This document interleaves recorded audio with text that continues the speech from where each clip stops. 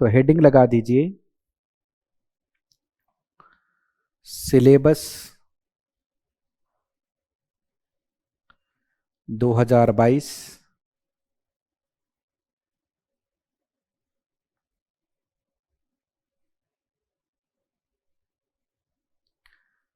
Cost and management audit.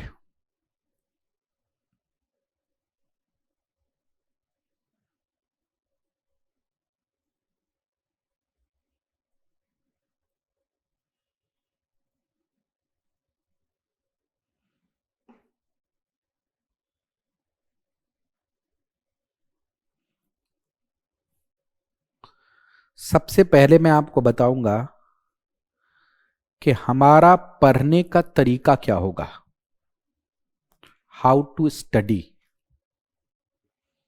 कई लोग मेरे पढ़ाने के तरीके से कई बार नाराज रहते हैं, स्पेसिफिकली थ्योरी पेपर में। उनको लगता है कि थ्योरी पेपर में लिखाने की क्या आवश्यकता है, बुक है उससे आप पढ़ा दीजिए, उसी को समझा दीजिए। मैं ऐसे टेक्निक्स खुद भी नहीं कभी फॉलो किया अपने पढ़ते समय, और मैं आपको भी ऐसे टेक्निक्स फॉलो करने के एडवाइज कभी नहीं करूंगा। और हमारा जो तरीका होगा पढ़ने का वो ऐसे ही होगा दोस्त। Method of study.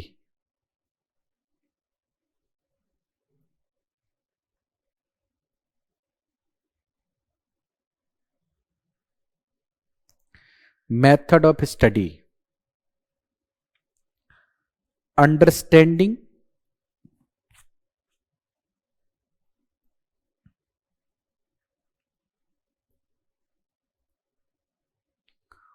core concepts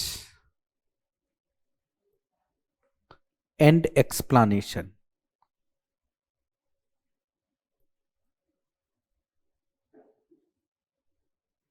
number 2, evaluating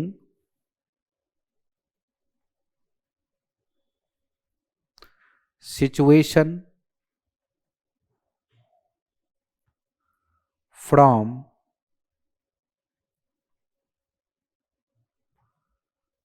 professional angle. क्योंकि फाइनल में है सिलेबस और कॉस्ट और मैनेजमेंट ऑडिट है, तो आपका मेन पेपर है। From the purpose of practice मैं कह रहा हूं। वैसे स्टेज 4 में एग्जामिनेशन पॉइंट ऑफ व्यू से मेन पेपर तो CFR ही है, क्योंकि वही कॉम्प्लिकेटेड है। Number 3, writing important points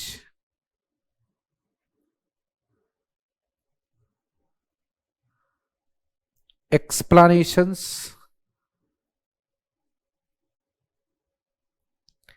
and evaluation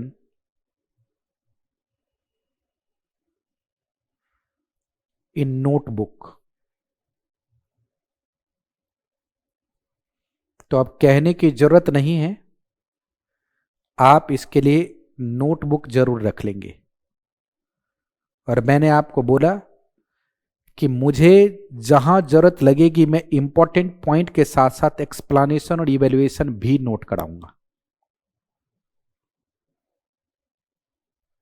solving questions of all types,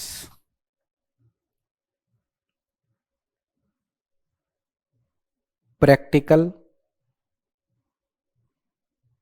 theory, MCQs and fill-ups.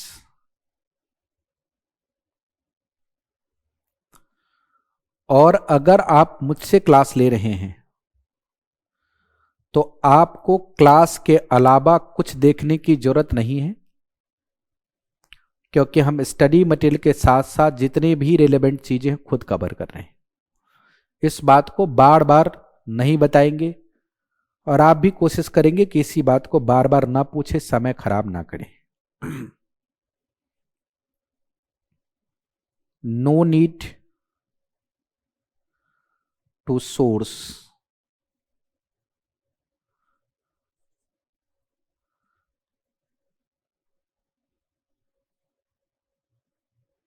Further material,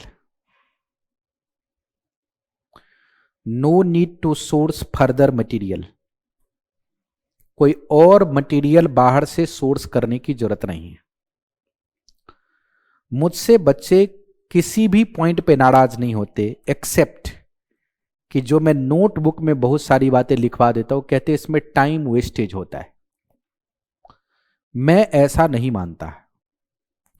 किताब में कितने भी अच्छे से लिखा हो, जब आप किताब पढ़ते हैं तो आपके दिमाग में रहता है कि किताब पढ़ के मुझे जाना है, और यह दिमाग पे एक अनड्यू प्रेशर क्रिएट करता है। और किताब कितना भी कोई सिंपलीफाई करके लिखेगा तो रजिस्टर की तरह नहीं लिख सकता, क्योंकि किताब बनाने और नोट्स बनाने के अपने एक पैटर्न होते, इसलिए उतना सिंपलीफाई वो नहीं हो सकता। कई बार आपको ऐसा भी लग सकता है पढ़ते समय कि जो चीज किताब में लिखी थी वही नोट करा दिया तो टाइम वेस्ट हो गया। ऐसा आपको लगता है कि टाइम वेस्ट हुआ, एक्चुअल में नहीं होता। मेरी बात को ध्यान से सुनना, क्योंकि जब हम एक लाइन कई बार लिखते हैं तो उसको हम कई बार पढ़ते हैं, और दूसरी बात है लिखते समय कंसंट्रेशन का लेवल बहुत रहता है, दिमाग में इधर उधर भटकाव नहीं होता।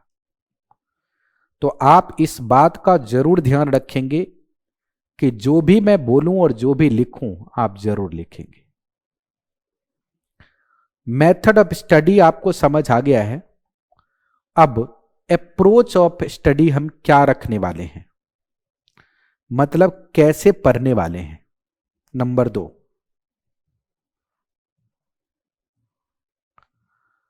हाउ टू स्टडी, स्टडी करना कैसे है पेपर का। बहुत ही इंपॉर्टेंट पेपर है। हमें समय का भी ध्यान रखना है और यह भी ध्यान रखना है कि कोई चीज छूट ना जाए, इसलिए मैं चैप्टर को 2 हिस्से में डिवाइड करता हूं। एक मैं उन चैप्टर्स को रख रहा हूं जो एक लेक्चर में खत्म हो जाएंगे, मतलब एक चैप्टर एक लेक्चर, और एक साइड में उन लेक्चर टॉपिक्स को कर रहा हूं जिसमें एक से ज्यादा लेक्चर लगेंगे।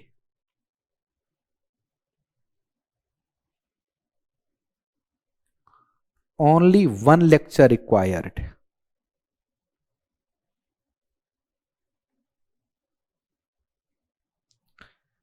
ये सारी चीजें आपको बहुत मदद करेंगी आगे।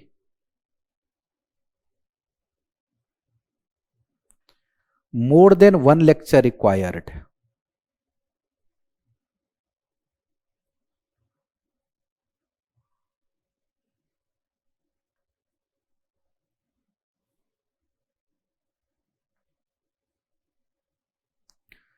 यहां पे हम उन टॉपिक्स को क्लब करेंगे जिसमें एक से ज्यादा लेक्चर लगने हैं, और इससे आपको तकरीबन लेक्चर का अंदाजा भी लग जाएगा।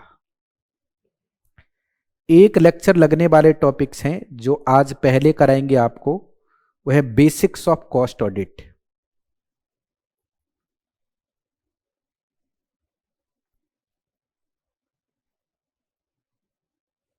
Basics of cost audit. दूसरा है कॉस्ट ऑडिटर।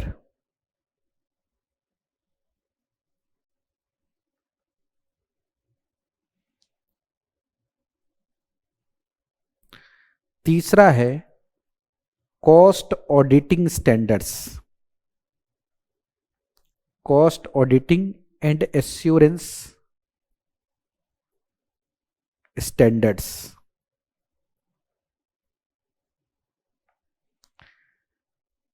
तीसरा है कॉस्ट ऑडिट डॉक्यूमेंटेशन।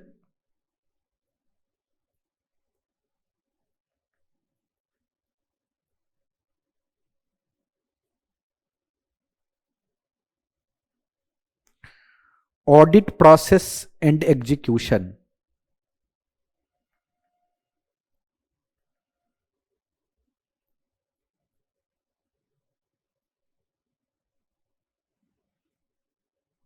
उसके बाद है preparation and filing of cost audit report,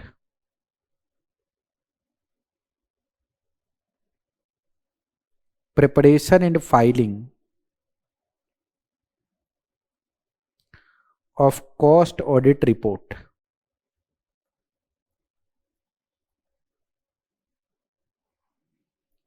basics of management audit,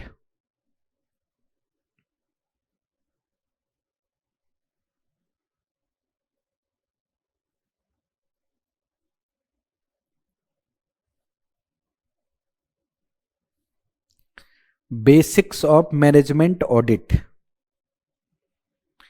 evaluation of corporate image,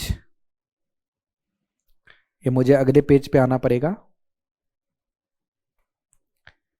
evaluation of corporate image,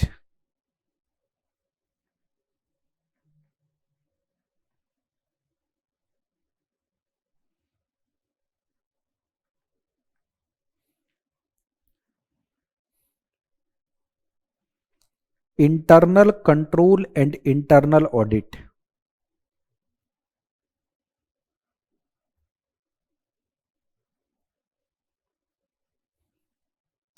operational audit,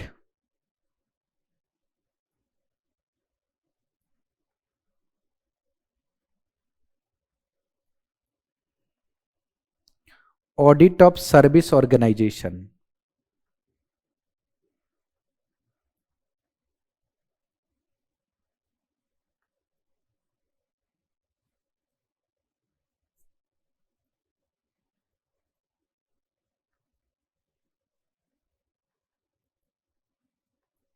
audit of service organisation. पहले ये तीनों चैप्टर एक ही में हुआ करता था, फिर इसको स्प्लिट कर दिया गया। तो ये सारे चैप्टर्स हमारे वो हैं जिनको हम एक एक लेक्चर में कंप्लीट करेंगे। आप अगर गिनेंगे 1 2 3 4 5 6 7 8 9 10, 18 में से 10 चैप्टर हमारे ऐसे हैं जिनको हम 10 लेक्चर 1 लेक्चर ईच खत्म कर सकते हैं। अब आप बोलेंगे सर लेक्चर का ड्यूरेशन क्या होगा? यहां लेक्चर का ड्यूरेशन फिक्स नहीं किया जा सकता, क्योंकि ये सारे टॉपिक हमें एक एक लेक्चर में खत्म करने हैं। तो अगर चैप्टर छोटा होगा तो 1.5 घंटे का भी वीडियो हो सकता है, अगर चैप्टर बड़ा हुआ तो 2.5 घंटे का भी वीडियो हो सकता है, लेकिन 2.5 घंटे से ज्यादा वाला कोई टॉपिक मुझे दिख नहीं रहा। तो ये है आपका एक लेक्चर वाला टॉपिक। अब एक लेक्चर से ज्यादा वाला टॉपिक कौन सा है? Companies cost audit records and rules, इसमें प्रैक्टिकल भी है। Overview of cost accounting standards. वैसे अगर आप देखेंगे स्टडी मटेरियल में तो कॉस्ट अकाउंटिंग स्टैंडर्ड बहुत ज्यादा लिखा हुआ है, लेकिन नंबर उसके उतने नहीं है, इसलिए ओवरव्यू यानी एक तरीके से हर कॉस्ट अकाउंटिंग स्टैंडर्ड आपको गो थ्रू जरूर करना है। और इसमें भी प्रैक्टिकल पोर्शन है, मतलब इसमें भी प्रैक्टिकल है, इसमें भी प्रैक्टिकल है। उसके बाद में हमारे पास cost audit program, cost audit program, इसमें फॉर्मेट है ज्यादातर। इंस्टीट्यूट ने 5 नंबर इसके लिए भी लिखा है। ये फॉर्मेट बेस्ड चीजें हैं, अंडरस्टैंडिंग पे ज्यादा ध्यान देना पड़ेगा। इसमें कोई प्रैक्टिकल पोर्शन नहीं है। Management reporting issue and analysis, management reporting issue and analysis. उसके अलावे management audit in different function,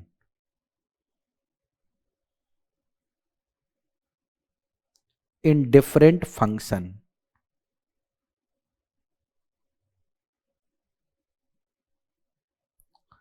इसमें भी आपको प्रैक्टिकल क्वेश्चन देखने को मिल सकता है। Information security audit,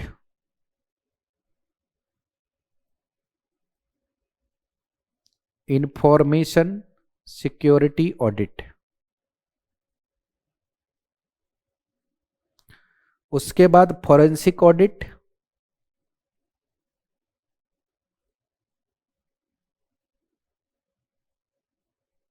forensic audit,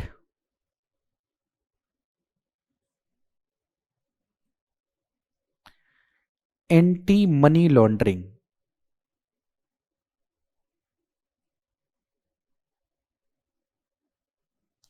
anti money laundering.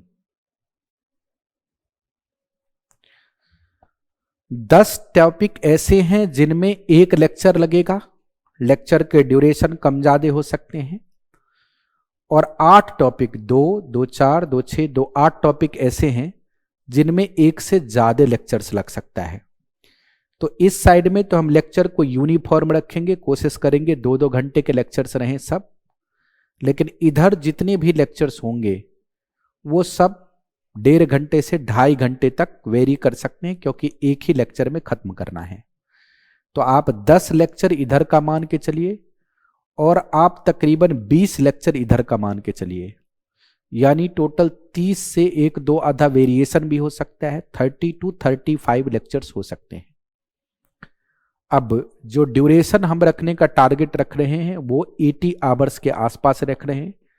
अगर 1-2 घंटे बढ़ जाए घट जाए तो उसमें ये मत कहना कि आपने जो बोला था वो क्यों नहीं हुआ, क्योंकि पढ़ाते समय अंडरस्टैंडिंग को ज्यादा ध्यान रखा जाता है और टाइम पीरियड को कम। तो ये तो मैंने आपको बता दिया। और अब जो क्या है एक चीज, नॉर्मली 2016 सिलेबस की वजह से एक और भी भ्रम है मार्केट में, और स्टूडेंट्स के अंदर भ्रम क्या है, क्योंकि 2016 सिलेबस में एक केस स्टडी का प्रैक्टिकल टॉपिक भी था जो 22 सिलेबस में नहीं है। और अगर आप प्रैक्टिकल चैप्टर देखें तो मैंने 3 ही जगह पे टिक लगाया है जहां पे प्रैक्टिकल क्वेश्चन की इन्वॉल्वमेंट है, बाकी सब थ्योरी है। तो यहां पे जो मेरी उम्मीद है कि जो क्वेश्चन का रेशियो रहेगा वो क्वेश्चन का रेशियो आपको ऐसे मिल सकता है। ये एक्सपेक्टेड है। पॉइंट नंबर 3 में जो असेसमेंट हो सकता है आपको, exam assessment, examination assessment,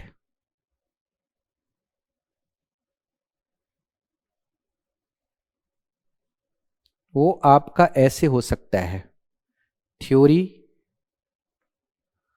70%, practical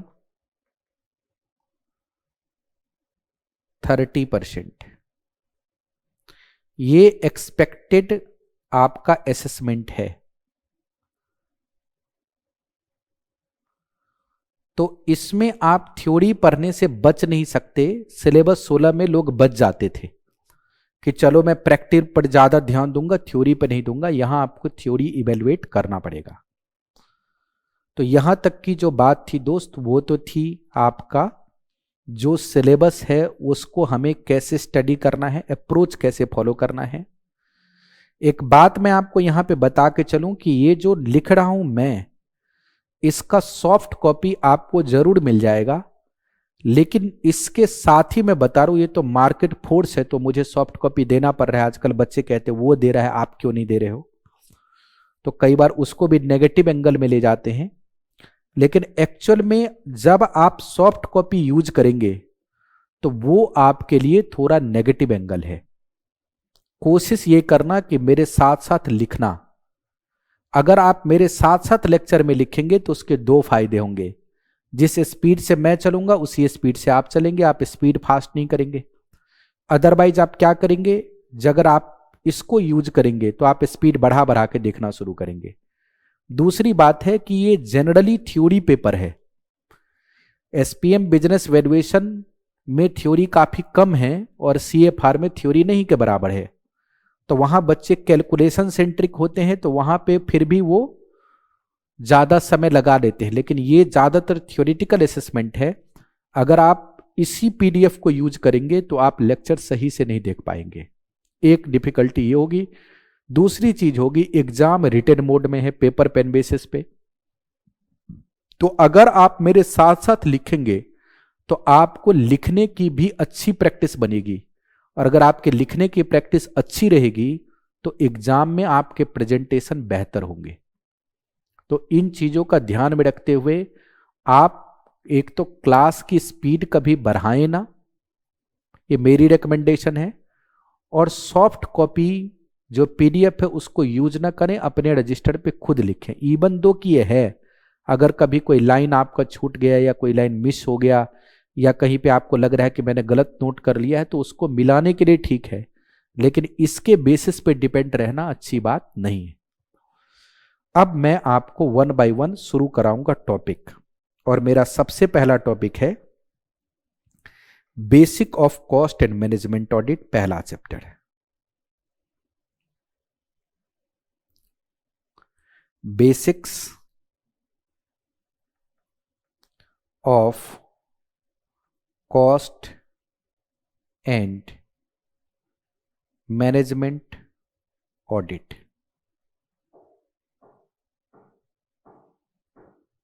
मैं कॉस्ट एंड मैनेजमेंट की बात नहीं कर रहा हूं, वो बात आप बहुत अच्छे से जानते हैं या मुझे आगे समझाना है। मैं अभी आपके साथ बात कर रहा हूं ऑडिट किसे कहते हैं। ऑडिट का मतलब होता है दोस्त इन्वेस्टिगेशन, जांच, जांच करना किसी चीज की। और याद रखिए, जांच कौन कर सकता है? जो खुद एक्सपर्ट है वही तो जांच कर सकता है। जो खुद एक्सपर्ट नहीं है वो कैसे जांच करेगा? इसी वजह से इस चैप्टर को, इस पेपर को फाइनल के लेवल में इंट्रोड्यूस किया गया, स्टेज 4 में इंट्रोड्यूस किया गया, कि तब तक आप कॉस्ट के बारे में सारी चीजों की जानकारी रख चुके हैं, ऐसा इंस्टीट्यूट का मानना है। आपकी कितनी अच्छी नॉलेज है कॉस्ट के ऊपर, कॉस्ट अकाउंटिंग के ऊपर, ये तो आपसे बेहतर कोई नहीं जान सकता। लेकिन इंस्टीट्यूट का ऐसा मानना है कि चूंकि आप कॉस्ट अकाउंटिंग फाउंडेशन से लेकर के फाइनल तक हर स्टेज पे इसको पढ़ चुके हैं, इसलिए अब कॉस्ट रिकॉर्ड की जांच कैसे की जाए और उसमें यूज होने वाले जो स्टैंडर्ड्स हैं और जो गवर्नमेंट रिकमेंडेशंस हैं उसको पढ़ के समझ के, अगर फ्यूचर में आपको उसका इन्वेस्टिगेशन करना पड़े तो आप कैसे करेंगे, उसके भी नियम और प्रोसीजर्स आपको बता दिए जाएं। यही है बेसिक्स के अंदर कॉस्ट एंड मैनेजमेंट ऑडिट में ऑडिट वर्ड का मतलब। कॉस्ट क्या है आप जानते हैं, लागत। मैनेजमेंट क्या है? एक चीज आपने पढ़ी होगी जब आप छोटे रहे होंगे कि cost reduction without compromising quality is the only objective of a management या cost accountant. Reduction in cost without diluting control, quality control, यानी क्वालिटी पे कंट्रोल रखते हुए कॉस्ट की ऐसी बेहतर मैनेजमेंट की जाए जिससे कॉस्ट रिड्यूस हो, तो माना जाएगा कि आप कॉस्ट के मैनेजमेंट करने में बड़े स्ट्रेटजिस्ट हैं। फिलहाल हम कॉस्ट अकाउंटिंग की बात नहीं कर रहे, वो मेरा सब्जेक्ट भी नहीं है। मैं सिर्फ ऑडिट यानी इन्वेस्टिगेशन की बात कर रहा हूं कि जांच कैसे होगी। एक दो चीजें मेरी ध्यान से समझ लेना, चूंकि मैं शुरू करने वाला हूं।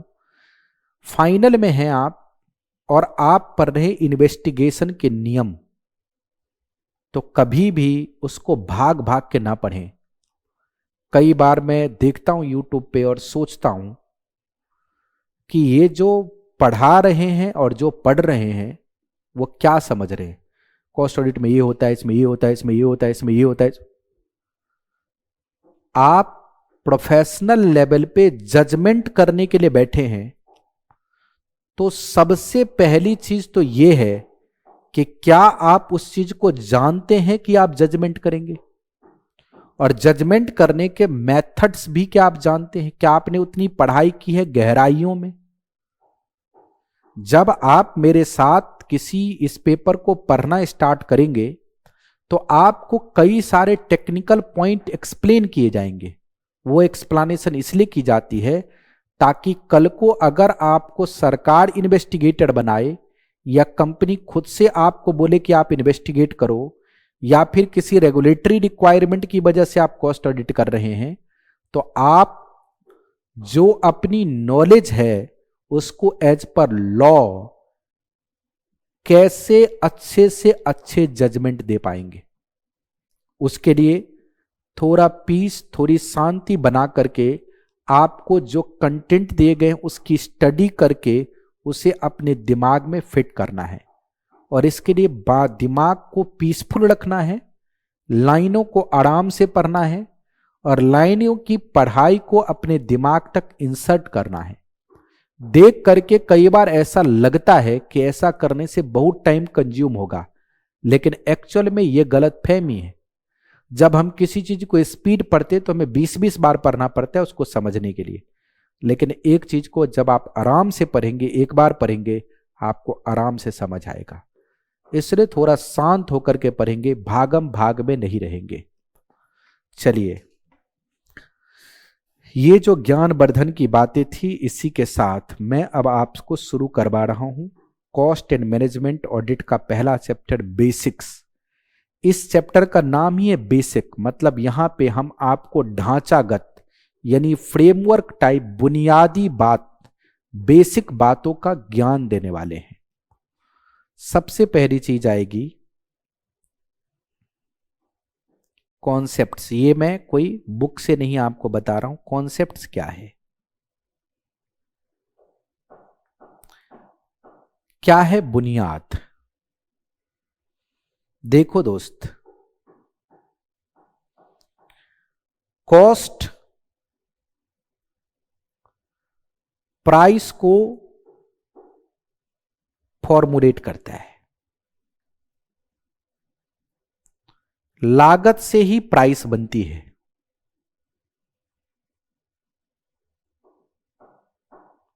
कॉस्ट और प्राइस के बीच का जो गैप होता है उसको हम मार्जिन भी कहते हैं, मार्जिन कहते हैं, प्रॉफिट। आप अगर ध्यान से देखें और सोचे समझें तो आपको पता चलेगा कि पूरी दुनिया को चलाने में जितनी कॉस्ट की भूमिका है किसी भी चीज की नहीं है। आप किसी शॉप पे चले जाए, दुकान पे आप शॉप पे गए और आपने शॉपकीपर से कहा कि मुझे एक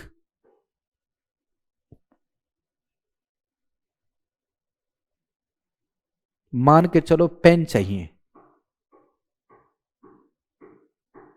शॉपकीपर कहता है ये लो साहब पेन, इसकी कीमत है 25 रुपए। आप कहते हैं 25 रुपए क्या, आप यही पेन तो 15 रुपए का मिल रहा है, 15 रुपए में दे दो। तो आपसे एक अच्छी बात कहता है कि सर 15 रुपए में तो मेरी लागत भी, मेरी जो कॉस्ट है वो भी रिकवर नहीं होगी, तो मैं आपको ये पेन 15 रुपए का कैसे दे दूं।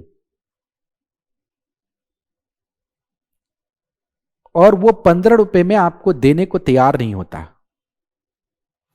फिर आप उस पेन की स्टडी करते हैं और स्टडी से आप सोचते हैं कि इसकी कॉस्ट 15 रुपए होगी क्या, इसमें जो मटेरियल लगी है क्या ये 15 रुपए की है।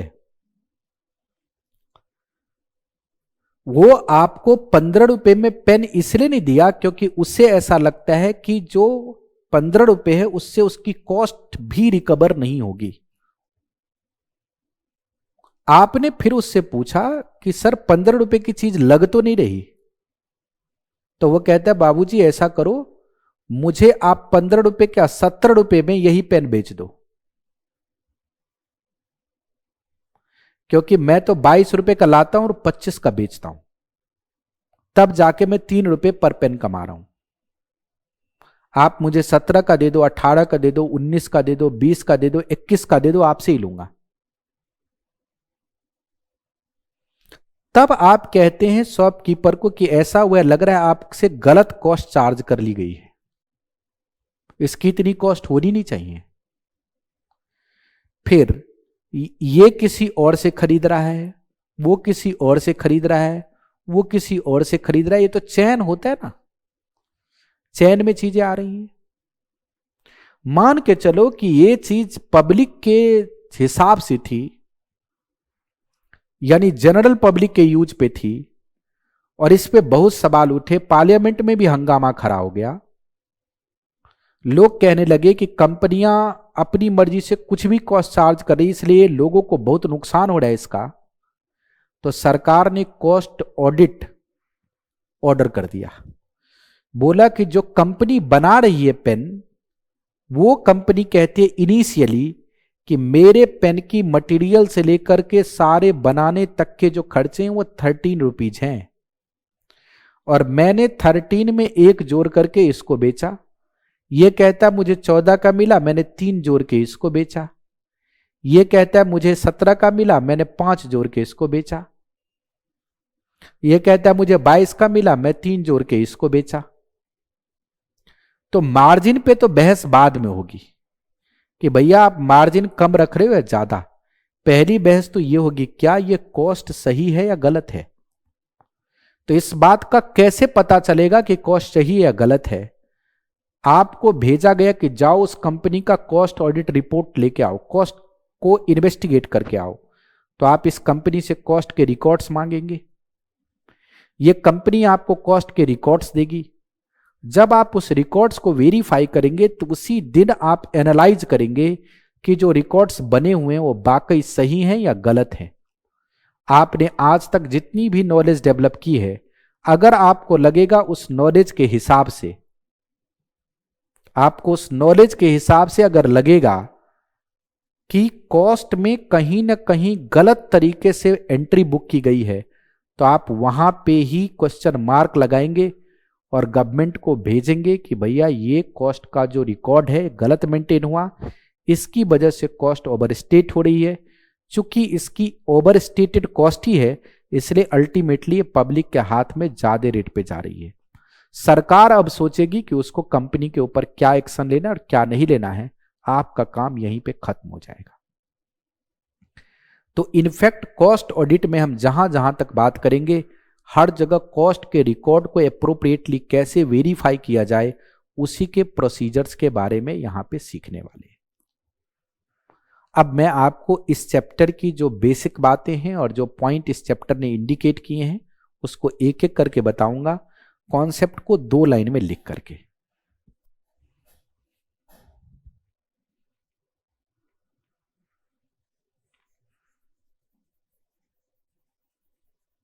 अगर आपने ये डायग्राम ड्रॉ कर लिया होगा तो छोड़ देंगे, उसके नीचे लिख देंगे।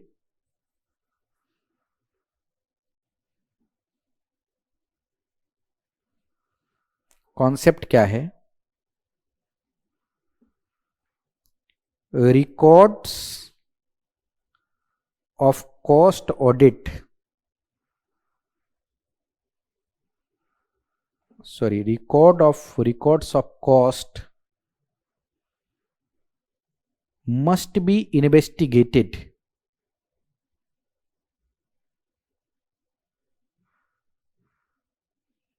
because a wrong record of cost ultimately result into inappropriate pricing and margin।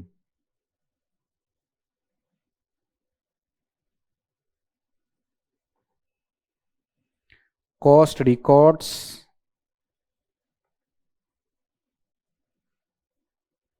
can be best audited by a cost accountant। ये इसका बेसिक बुनियाद है। अब आगे बढ़ते हैं, वन बाय वन देखते हैं क्या क्या कॉन्सेप्ट्स था और कैसे कैसे ओरिजिनेट हुआ।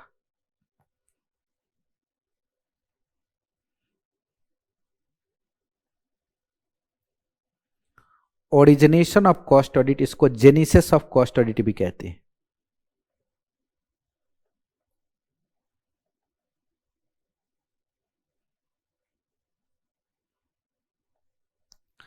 इंडिपेंडेंस से पहले यानी 1947 से पहले जितने भी गवर्नमेंट कॉन्ट्रैक्ट्स दिए जाते थे दोस्त, वो कॉस्ट प्लस कॉन्ट्रैक्ट दिए जाते थे।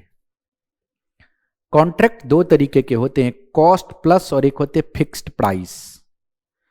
अगर कॉस्ट प्लस कॉन्ट्रैक्ट की बात करें तो कॉस्ट जितनी होगी उसमें प्रॉफिट जोड़ करके और फिर प्राइस देनी पड़ेगी।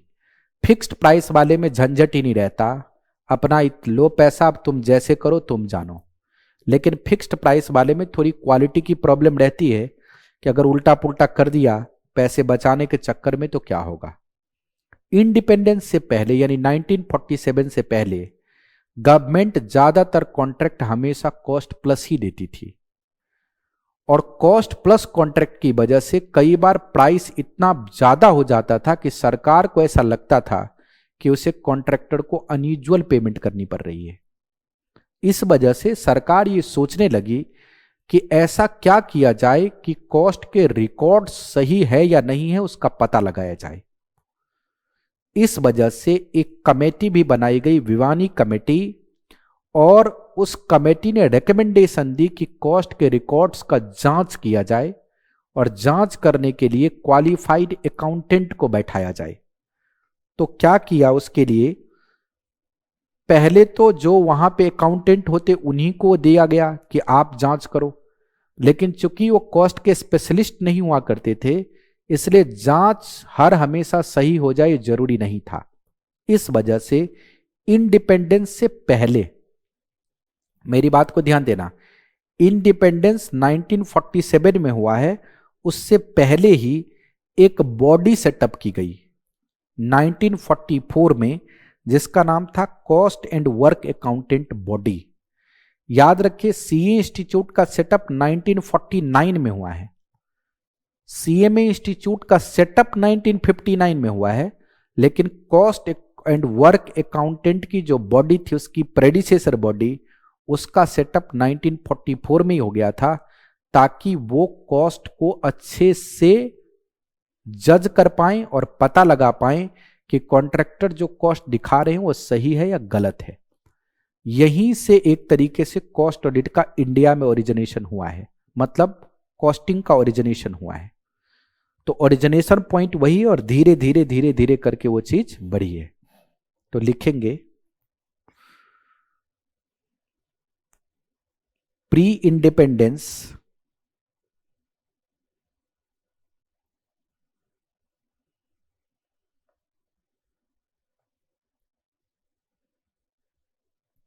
most of government contract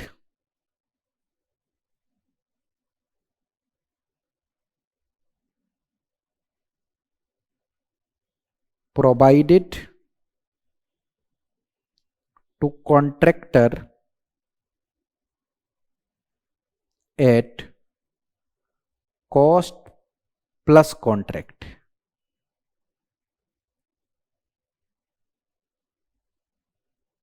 cost plus contract for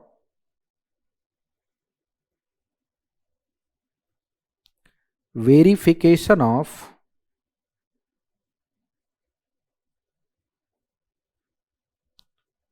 cost. अच्छा देखना, कॉस्ट प्लस कॉन्ट्रैक्ट लिखा है मैंने, ये नहीं लिखा है कि कॉस्ट प्लस 20% मार्जिन 30%। ये तो सरकार सोचेगी हर कॉन्ट्रैक्ट का अलग अलग होता है, तो अगर कैसे ऑब्जेक्टिव ऑब्जेक्टिव में आ जाए कि प्री इंडिपेंडेंस या वर्ल्ड वॉर सेकेंड के टाइम में सारे कॉन्ट्रैक्ट कॉस्ट प्लस 15% मार्जिन पे दे रहे थे तो गलत हो जाएगा। कॉस्ट प्लस ठीक है, लेकिन कॉस्ट प्लस कितना मार्जिन है तो कॉन्ट्रैक्ट वाइज डिपेंड करेगा। For verification of cost records qualified accountant needed. अब कॉस्ट रिकॉर्ड की वेरिफिकेशन कौन पर कर पाएगा? जो क्वालिफाइड होगा, जिसको इसकी जानकारी होगी। जिसको इसकी जानकारी होगी ही नहीं, वो कैसे कर पाएगा? क्वालिफाइड अकाउंटेंट की जरूरत है, थी उस समय। अकॉर्डिंगली देखिए, अब अकॉर्डिंगली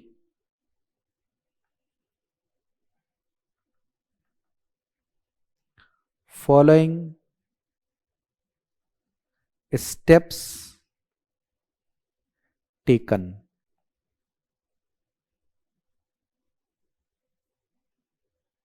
ध्यान से देखना।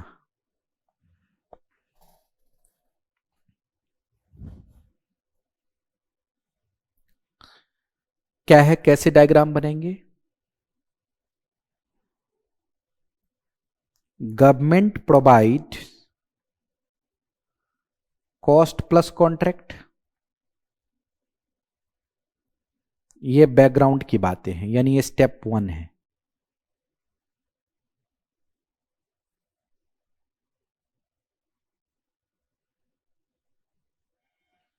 For correctness of cost information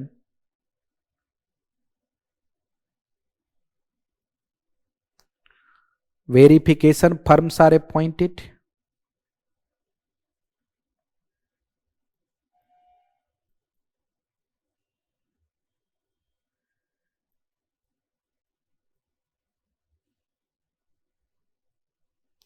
correctness के लिए आपने वेरिफिकेशन फर्म्स को अपॉइंट किया, लेकिन वो फर्म्स जो वेरीफाई कर रही है वो कितना ताकतवर है, इसके ऊपर भी बहुत सवाल उठते हैं ना। इसीलिए अब वही लोग वेरीफाई करें जो बाकी क्वालिफाइड हों। Cost and work accountant body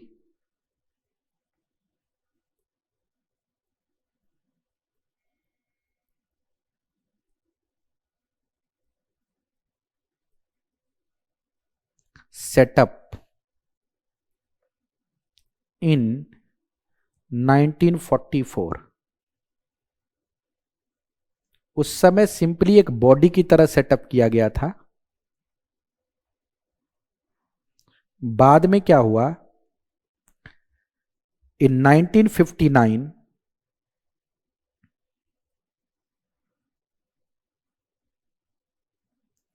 statutory body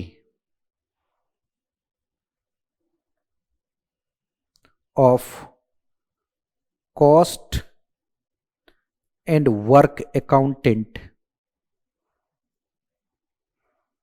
setup 1959 में ला करके कॉस्ट एंड वर्क अकाउंटेंट के नाम से एक फॉर्मल इंस्टीट्यूशन सेटअप कर दिया गया। तो ये है दोस्त प्रोसीजर, बैकग्राउंड का प्रोसीजर है जो बनाने के समय हुआ था। और यही है रीजन, यही है जेनेसिस, यही है ओरिजिनेशन कॉस्ट ऑडिट का। मतलब एक तरीके से आप ये समझ सकते हैं कि इनिशियली यानी जब शुरुआत हुई थी उस समय कॉस्ट अकाउंटेंट बॉडी का सेटअप सिर्फ गवर्नमेंट अपने पर्पस से कर रही थी, क्योंकि गवर्नमेंट के कॉस्ट प्लस कॉन्ट्रैक्ट को वेरीफाई करने के लिए उन्हें एक क्वालिफाइड अकाउंटेंट की जरूरत थी। और क्वालिफाइड अकाउंटेंट कौन हो पाएगा, उसके लिए नॉर्म्स की जरूरत थी, जिसके लिए उन्होंने इंस्टीट्यूट सेटअप कर दिया। उनके पढ़ने और ट्रेनिंग के प्रोसीजर सेट किए गए ताकि वो जो कहें उसमें सच्चाई हो।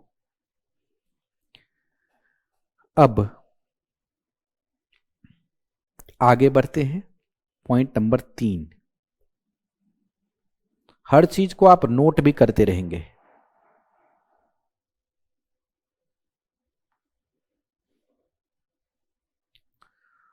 ओरिजिनेशन ऑफ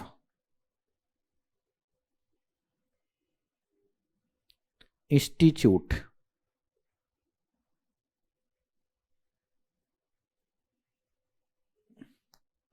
इंस्टीट्यूट के ओरिजिनेशन की कहानी क्या है? जैसा आपने देखा 1944 में cost work accountant body setup हुई।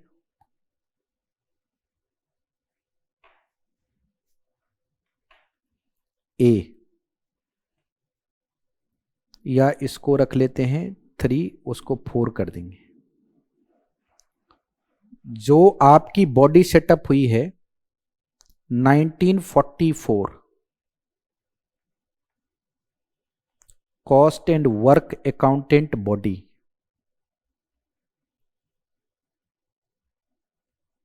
ये आप ऊपर पढ़ ही चुके हैं, सिर्फ यहां डायग्राम ड्रॉ करना है।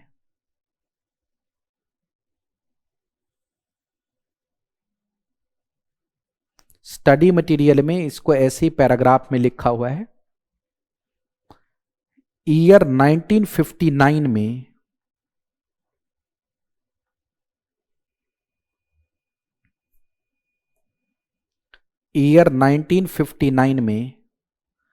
इसे एक स्टैट्यूटरी बॉडी बना दिया गया। स्टैट्यूटरी का मतलब जिसको कानूनी अधिकार हो, कानूनी मान्यता मिले, स्टैट्यूटरी बॉडी सेटअप।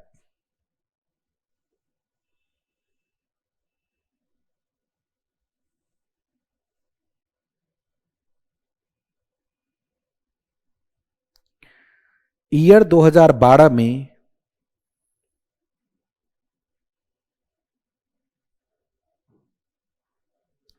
इसका रीनेम किया गया, रीनेम्ड टू ICAI। वैसे ICAI नॉर्मली हम institute of charter accountant of India को जानते हैं, लेकिन इनका भी यही नाम है, institute of cost accountant of India, ICAI। Year 2022 में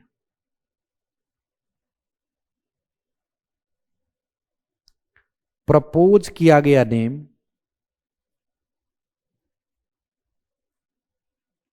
ICMAI, institute of cost and management accountant of India. अभी फिलहाल रेगुलेटरी अप्रूवल पेंडिंग है। अगर आप सरकार की किताब में देखेंगे या कानून में देखेंगे तो अभी भी institute of cost and work accountant of India ही लिखा है। लेकिन जहां तक इंस्टीट्यूट की बात है, इंस्टीट्यूट ने हर जगह इसे कॉस्ट एंड मैनेजमेंट अकाउंट के नाम से पब्लिश किया है, तो आप इसे institute of cost and management accountant ही मानेंगे, उसी नाम से चलेंगे। लेकिन as far as legal issue is concerned, still name is cost and work accountant. वैसे नाम से कुछ होता नहीं है, कई लोग उसको दिल पे ले लेते हैं, लेकिन उससे क्या होना है। नंबर 4, ओरिजिनेशन ऑफ ऑडिट, या आप ओरिजिनेशन ऑफ कॉस्ट ऑडिट पढ़िए।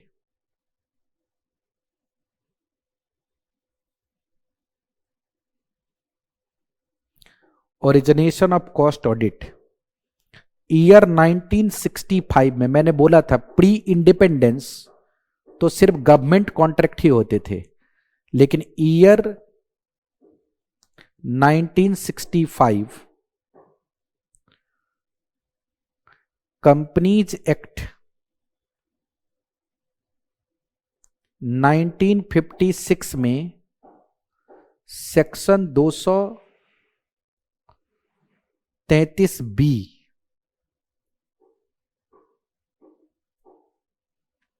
सेक्शन 233B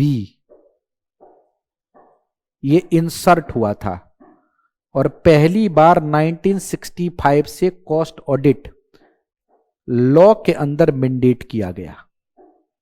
यानी कंपनीज एक्ट ने कुछ स्पेसिफाइड क्लास ऑफ कंपनीज को कॉस्ट ऑडिट के लिमिट के अंदर लाके खड़ा कर दिया।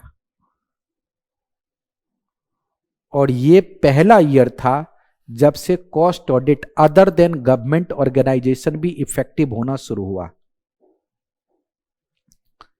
ये बात चलती रही ईयर 1965 से लेके 2008 तक। तब तक ये सिर्फ 44 टाइप ऑफ इंडस्ट्री पे ही अप्लाई होती रही। 44 टाइप्स ऑफ इंडस्ट्री, इतना लंबा वक्त लग गया। इनकी एप्लीकेशन लिमिटेड इंडस्ट्रीज पे होती रही, मतलब इसके दायरे को बढ़ाया नहीं गया इतने लंबे समय तक। सब चलता रहा, जो जैसे था, जो स्पेसिफाइड था उस पे चलता रहा, स्पेसिफिकली मैन्युफैक्चरिंग सेक्टर पे। 44 टाइप के अलग अलग काम पे इसे मैंडेट किया गया था 1965 से 2008 तक। लेकिन 2008 में एक एक्सपर्ट ग्रुप बनाया गया कि इसको भी रिवैल्यू किया जाए कि क्या ये सिर्फ 44 टाइप्स ऑफ इंडस्ट्री के लिए ही जरूरत है या इसके स्कोप को बढ़ाया जा सकता है। तो ईयर 2008 में क्या हुआ, year 2008 expert group formed for evaluation. Evaluation के लिए एक एक्सपर्ट ग्रुप को बनाया गया।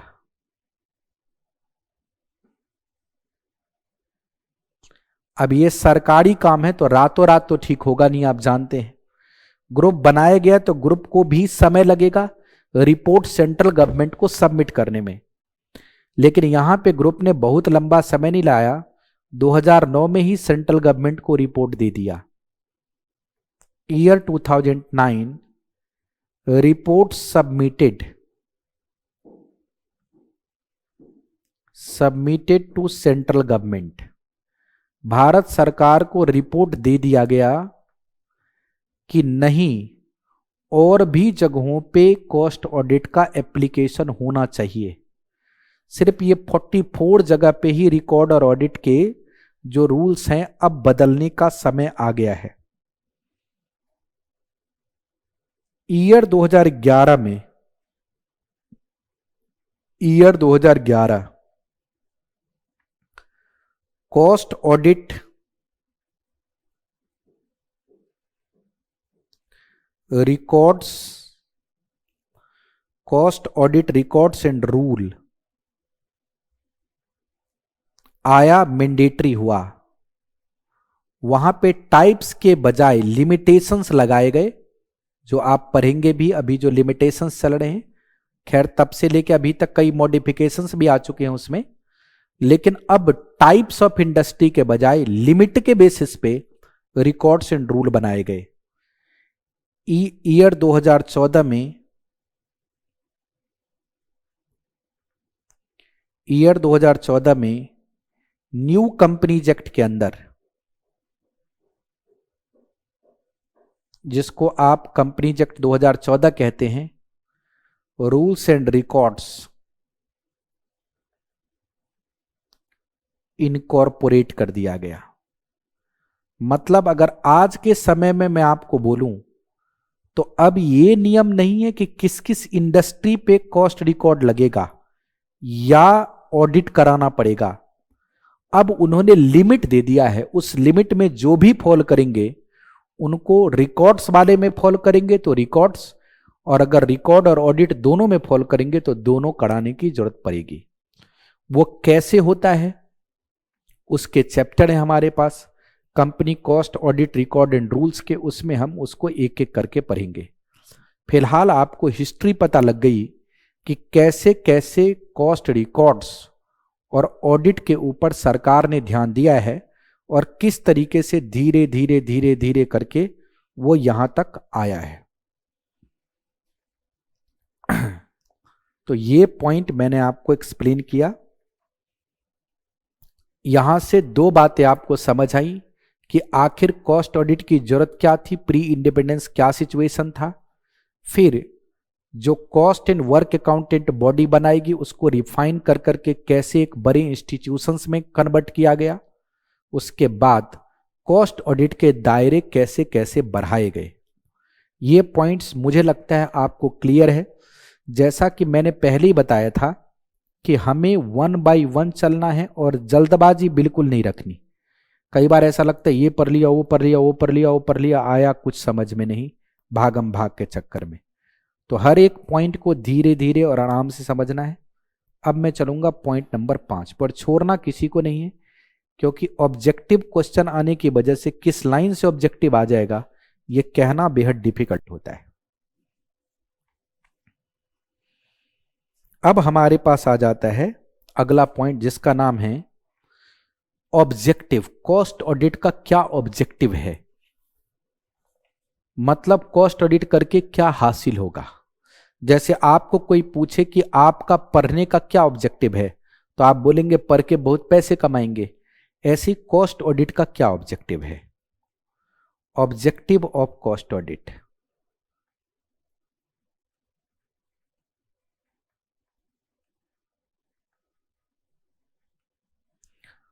और कॉस्ट ऑडिट के ऑब्जेक्टिव दो टाइप्स के हैं, एक जनरल ऑब्जेक्टिव है और एक सोशल ऑब्जेक्टिव है।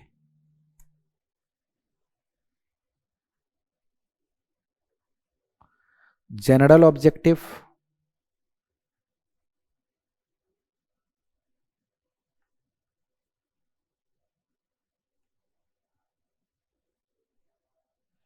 दूसरा है social objective.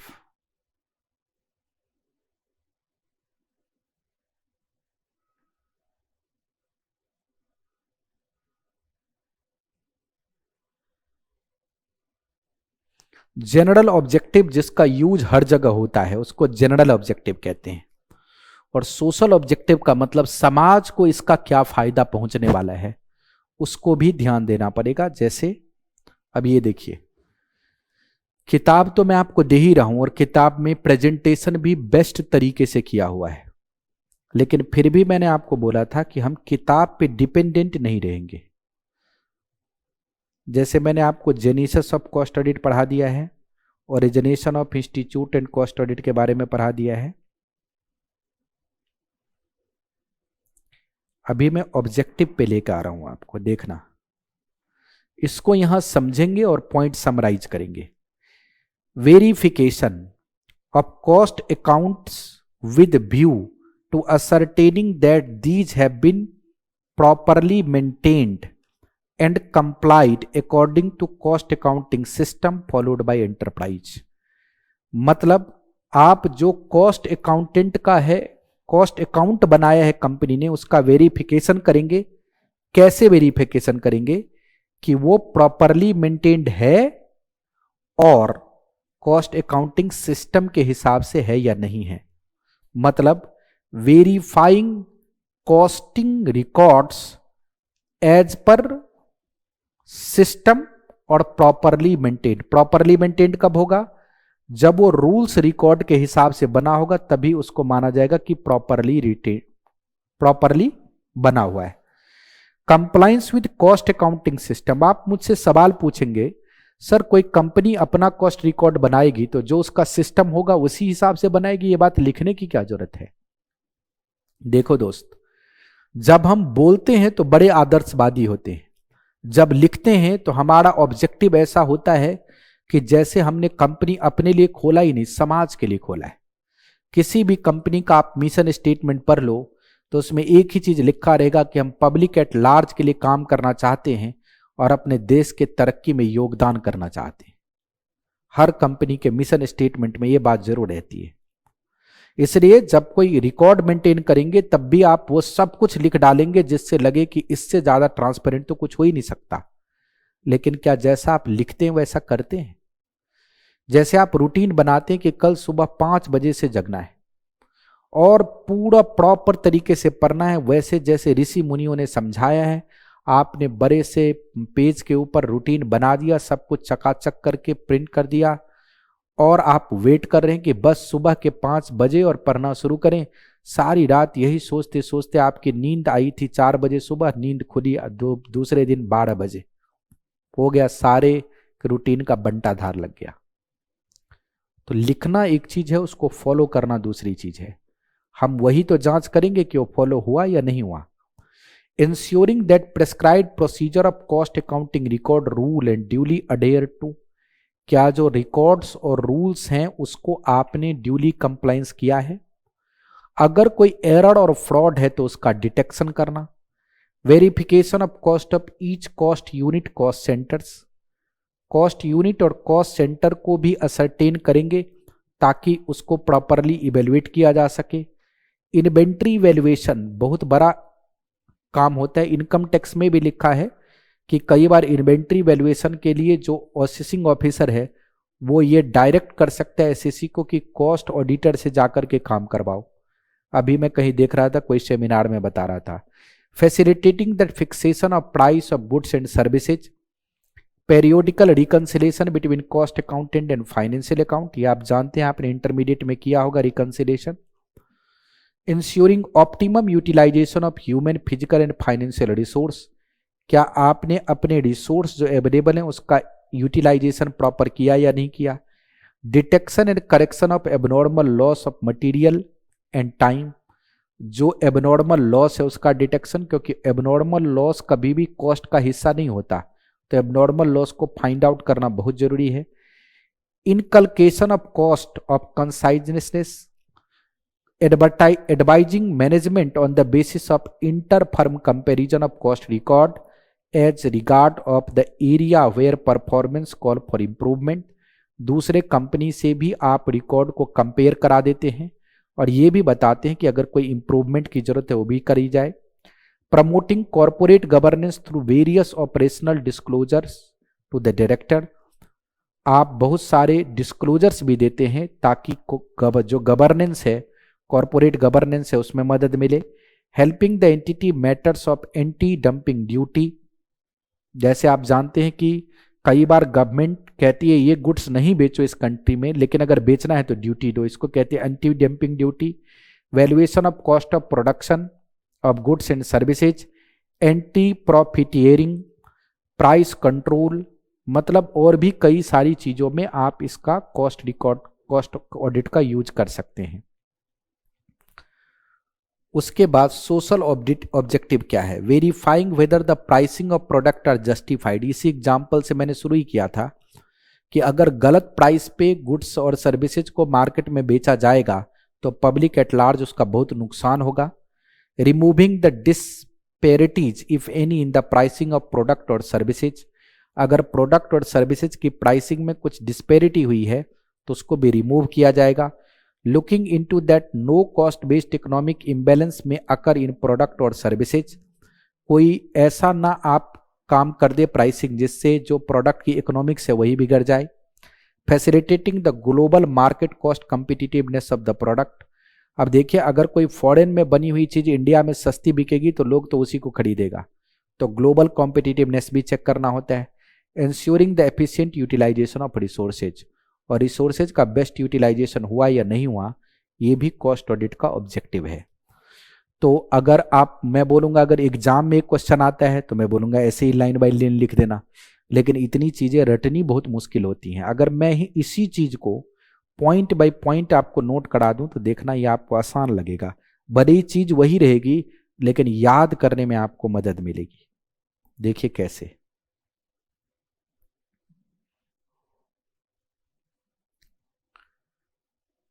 Verifying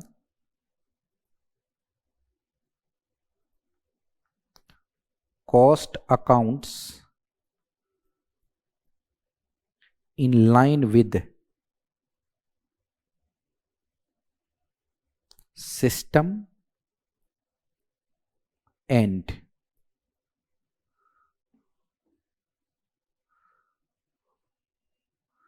rules।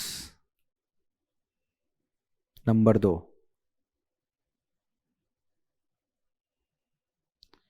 evaluating whether cost records, rules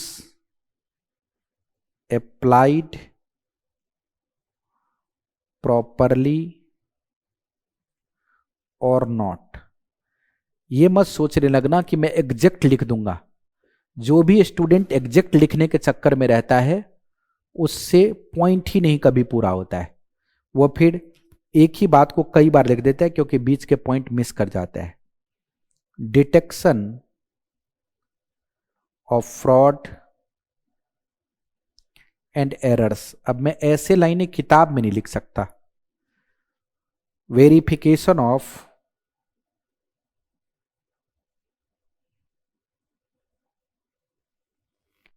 cost units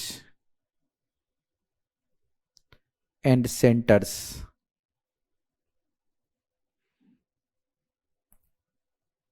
inventory valuation.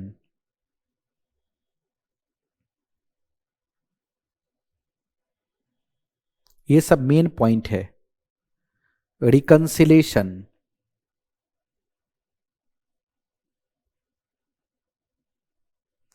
Of cost and financial account. जब मैं ये लिखने लगूंगा तो कई बार आपका दिमाग कहेगा कि यहां पे मास्टर समय खराब कर रहा है, चलो स्पीड बढ़ा के देख लेते हैं, बाद में जो पीडीएफ है उससे काम चला लेंगे। लेकिन जब भी आपका दिमाग ऐसा कहे तो आप बोलेंगे कि सर ने, सोचेंगे कि सर ने बोला था मेरे साथ लिखना। इसका बेनिफिट अभी नहीं समझ आएगा, बाद में समझ आएगा।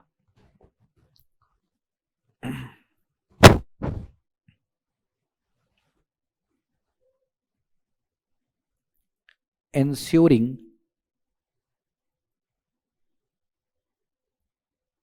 optimum utilization of resource, human, physical, financial, सब।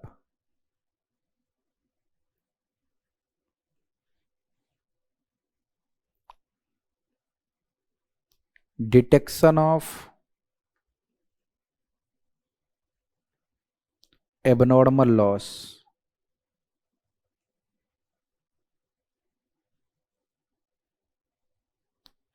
सपोर्टिंग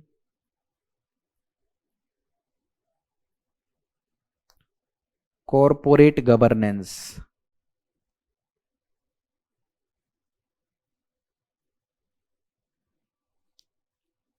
helping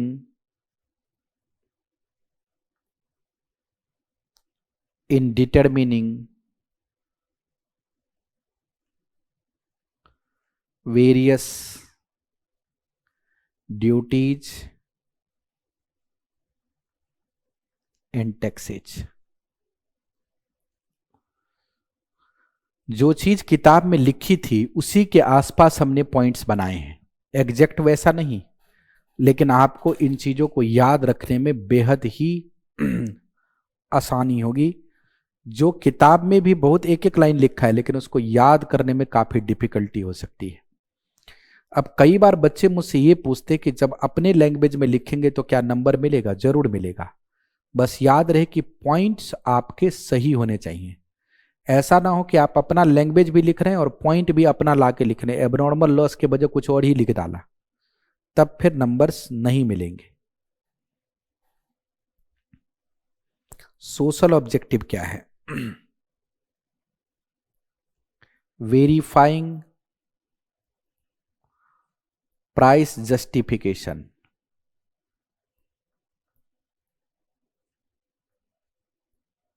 जो प्राइस आप पब्लिक से चार्ज कर रहे हैं उसका जस्टिफिकेशन को वेरीफाई करेंगे। Removing disparity in pricing product and services.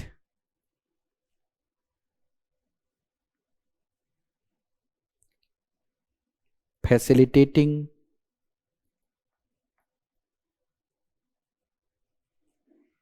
Global competitiveness, ensuring optimum resource utilisation.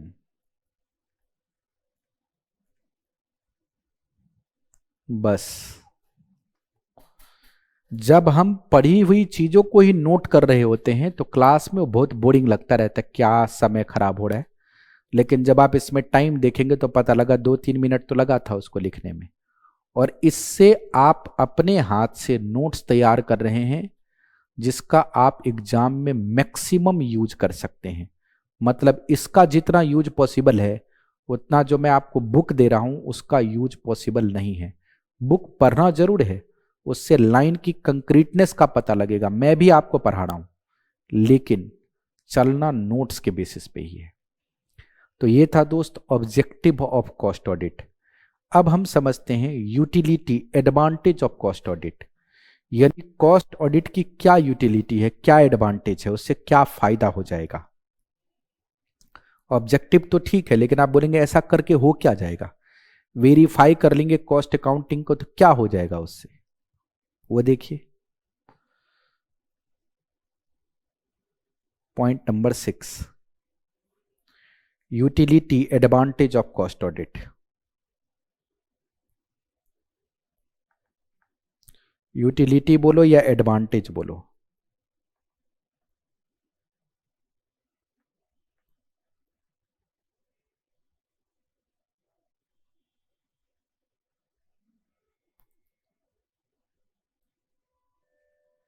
देखिए क्या कहता है।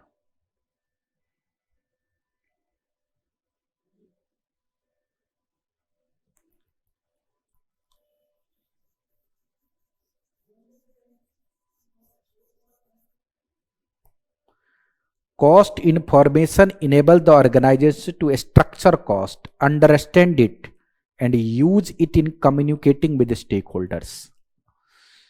अगर किसी ने आपसे पूछ दिया कि भाई बताओ ये कॉस्ट तुम्हारी आई कैसे, कॉस्ट की स्ट्रक्चरिंग कैसे हुई, तो उससे उसको आपको ऑडिट के थ्रू समझाने में आसान होगा कि कॉस्ट का स्ट्रक्चर क्या है, उसकी अंडरस्टैंडिंग और उसको लोगों को कैसे बताना है। जैसे आप कई बार पढ़े होंगे कॉस्टिंग, तो आपको जिस टीचर ने भी पढ़ाया होगा उन्होंने बताया होगा कि जो स्टेटमेंट है उसका प्रेजेंटेशन अच्छे से करना, प्रेजेंटेशन अच्छा होने से लोगों को समझ अच्छा आता है। Costing is an important tool in assessing organisational performance in terms of shareholder and stakeholder value. Costing is important tool in assessing organisational performance in terms of shareholder and stakeholders value. It informs how profit and value are created. यह आपको बताएगा कि कैसे profit और value की creation हो रही है शुरू से लेकर लास्ट तक, and how efficiently effectively operational process transform input into output. जैसे आप कई बार ज्वाइंट प्रोडक्ट बाई प्रोडक्ट पढ़ते तो इनपुट से आउटपुट तक की एनालिसिस करते हैं।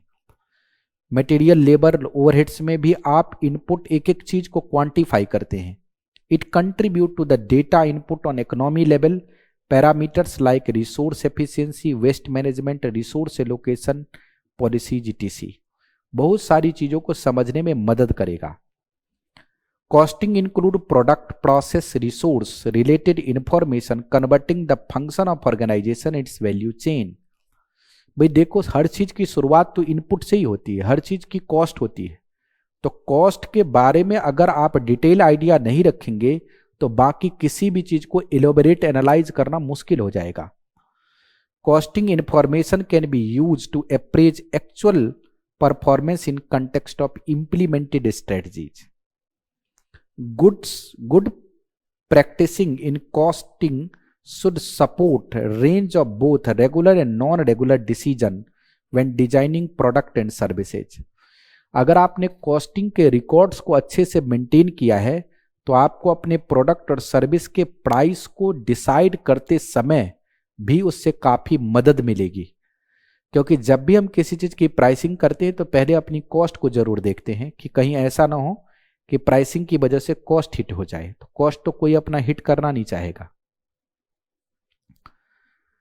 Working from common data source, a single set of source also help to ensure that output reports are different audience are reconcilable with each other, मतलब अलग अलग जगह जो डेटा जाता है उसका रिकंसिलेशन भी मिल जाएगा। Integrating database and information system can help to improve useful costing information more efficiently as well as reducing sources data manipulation। यानी जब आप डेटा का इंटीग्रेशन सिस्टम बनाएंगे तो कॉस्टिंग इंफॉर्मेशन वहां पे आपको मैनिपुलेशन को रिड्यूस करने में मदद मिलेगा, कि कई बार मैनिपुलेशन वगैरह हो जाती है। अगर कॉस्टिंग के इंफॉर्मेशन सही है तो फिर मैनिपुलेशन का मतलब ही खत्म हो जाता है। तो लिखा इन्होंने 6 पॉइंट है और ये थोड़ा दूसरे तरीके से लिखा हुआ है। ऑब्जेक्टिव में पॉइंट वाइज इसको हम कैसे एक्सप्लेन कर सकते हैं वो देखिए।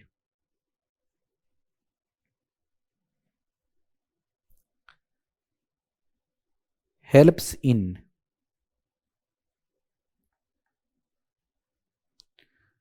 Understanding cost structure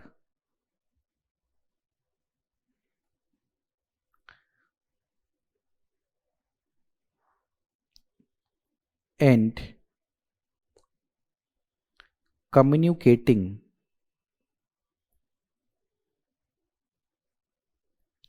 to shareholders। Cost audit आपको इसमें मदद करेगा। Number 2,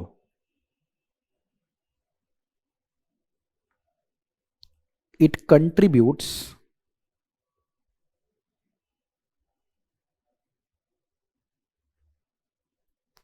towards economics of resource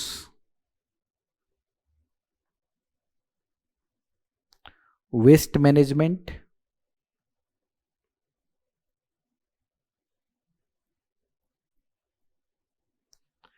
and resource allocation।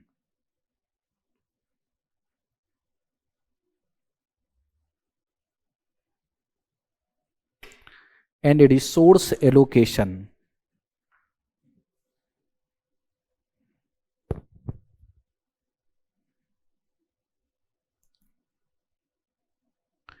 helps in assessing actual performance,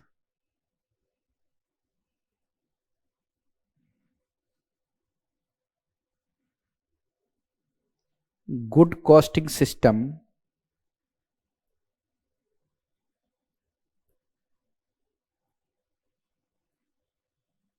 helps in designing price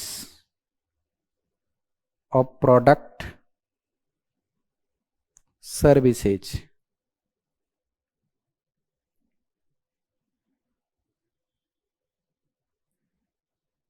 provide reconciliation of different database,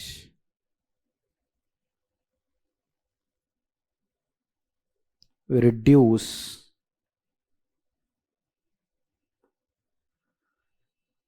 costing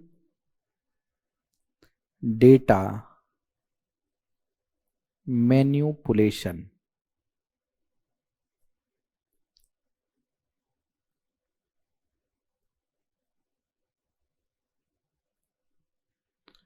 मैंने इसके अंदर एग्जैक्ट लाइनिंग लिखने की कोशिश नहीं की। कई बार बच्चे कहते हैं कि वही लाइनें लिख दी हैं, अगर आप इसको पढ़ेंगे और उसको पढ़ेंगे तो डिफरेंस नजर आएगा। हमने इसमें उन्हीं लाइनों के क्रक्स को नोट करने की कोशिश की है दोस्त। और इस बात का ध्यान रखना है कि एग्जाम रिटन मोड में है तो आप जितना बढ़िया लिखेंगे उतने ही नंबर आपको मिलेंगे। मैं ये नहीं कहता कि आप इससे अच्छा नहीं लिख सकते, अगर उसमें जो बातें हैं उसमें और भी आपको कंक्रीट बात लगे तो आप इससे अच्छे भी सेंटेंस कंपोज कर सकते हैं। लेकिन मैंने बिल्कुल एक नॉर्मल रेंज के बच्चे ने जैसे सेंटेंस कंपोज करना है जिस पे नंबर मिलना चाहिए वैसे सेंटेंस कंपोज किया है। पुराने सिलेबस में इस चैप्टर से कोई क्वेश्चन नहीं आया, लेकिन इस सिलेबस में इसमें स्टडी मटेरियल में क्वेश्चन भी दिए हुए हैं और कंटेंट में ये भी बोला है कि 5 नंबर तक के क्वेश्चन पूछ सकते हैं। तो आपको हर चीज को उसी हिसाब से डिजाइन करके पढ़ना है ताकि कुछ भी छूटे नहीं। अब आप ये भी जानते हैं कि जो भी कॉस्टिंग इंफॉर्मेशन सिस्टम आप बनाते हैं या जो आप पढ़ते हैं वो चीज भी कहीं डॉक्यूमेंटेड होनी चाहिए। जैसे मान के चलो कि आप बोलेंगे ऐसे इंफॉर्मेशन होगी तो सटीक होगी, तो सामने वाला बोलेगा मैं क्यों मानूं, मैं नहीं मानता, ऐसे आपके कहने से थोड़ी हो जाएगा। इसलिए कॉस्ट के रिकॉर्ड्स को जो मेंटेन किया जाएगा उसको डॉक्यूमेंट किया गया कॉस्ट अकाउंटिंग स्टैंडर्ड में। कॉस्ट अकाउंटिंग स्टैंडर्ड में कोशिश की गई है और अभी की भी जा रही है कि जितने भी तरीके के कॉस्टिंग सिस्टम हम मेंटेन करते हैं और उसकी जो अरेंजमेंट करते हैं उसको डॉक्यूमेंट कर दिया जाए, ताकि कल को कोई सवाल ये ना पूछ पाए कि जो आपने ट्रीटमेंट दिया है वो लिखा कहाँ है। वो लिखा है कॉस्ट अकाउंटिंग स्टैंडर्ड में, जिसकी वैलिडिटी, जिसकी मान्यता देती है भारत सरकार। तो एक छोटा सा लाइन कॉस्ट अकाउंटिंग स्टैंडर्ड के बारे में भी। कॉस्ट अकाउंटिंग स्टैंडर्ड क्या है?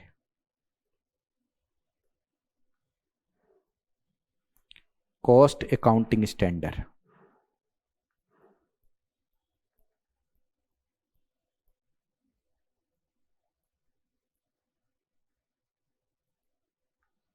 Cash.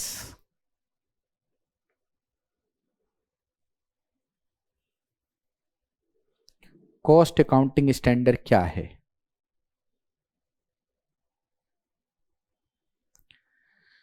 Cost accounting standards are set of standards that are designed to achieve uniformity and consistency in cost accounting principle and practices। अभी मैं आपको बोल रहा था कि अगर मैं बोलूंगा कि ये ट्रीटमेंट होगा तो दूसरा बोलेगा क्यों होगा, मेरे हिसाब से ये ट्रीटमेंट होगा, तब तो हर बंदा अपना अपना ट्रीटमेंट डालता जाएगा, हो गया।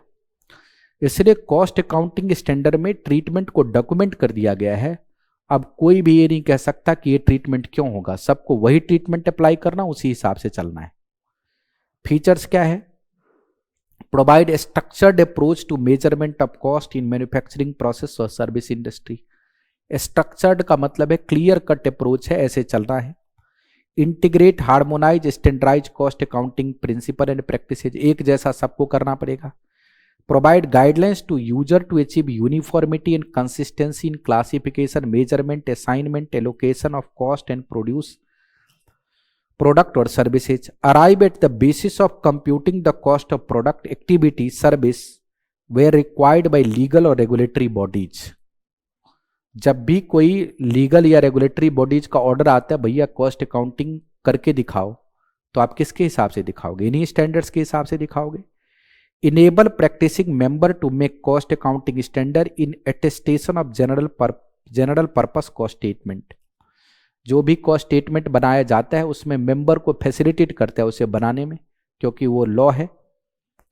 assist in clear and uniform understanding of all related issues, various user organization, government bodies, regulator, research agencies, academic institutions। अगर कोई चीज बन गई है, जैसे इंडेस बना है, तो फाइनेंशियल रिकॉर्ड बनाने में सबकी मदद करता है जहां भी उसकी जरूरत पड़े। ऐसे ही cost accounting standard costing information को प्रेजेंट करने में सबकी मदद करता है। चलिए देखिए, इसके बारे में भी लिखिए।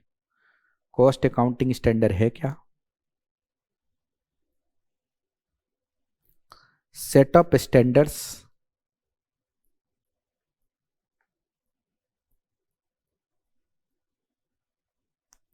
designed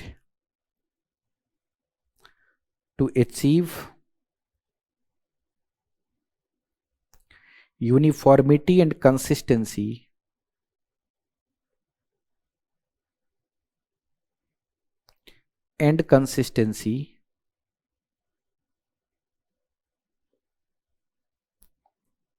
in cost accounting principle and practices।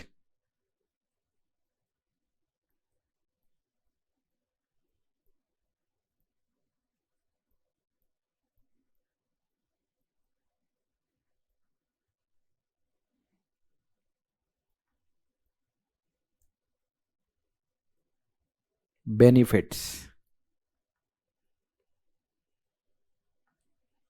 क्या बेनिफिट्स होंगे इससे?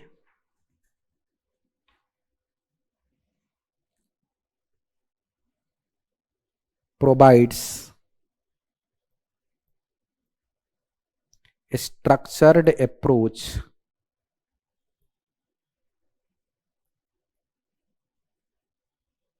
to measure cost in manufacturing process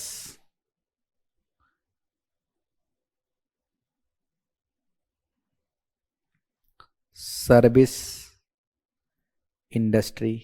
manufacturing हो, सर्विस हो, सब जगह। Number 2, integrate harmonise standardise, integrate harmonise and standardise costing practices. Number 3,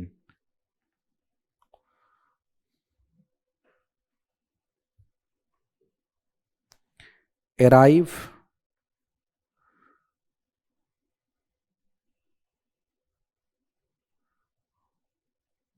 या सीधा लिख के helps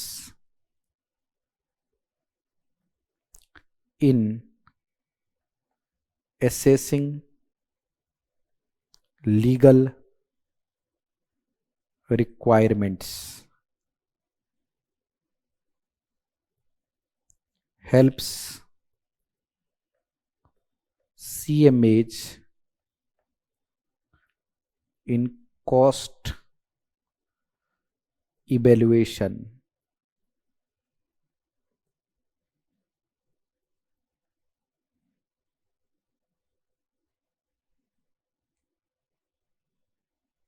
used for preparing general purpose cost statement।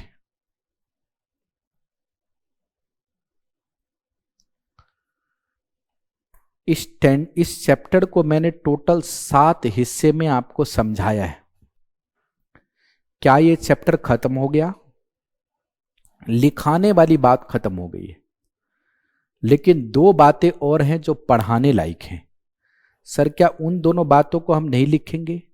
लिखेंगे, लेकिन वो जो बात है वो इस चैप्टर में है और दूसरे चैप्टर में उसका बेसिस है। मतलब दूसरे चैप्टर में वो उस जो यहां पे ओवरव्यू है दूसरे चैप्टर में कंटिन्यू हो रहा है, तो हम उसको लिखेंगे वहां पे, लेकिन उसको समझ यहां भी लेते हैं।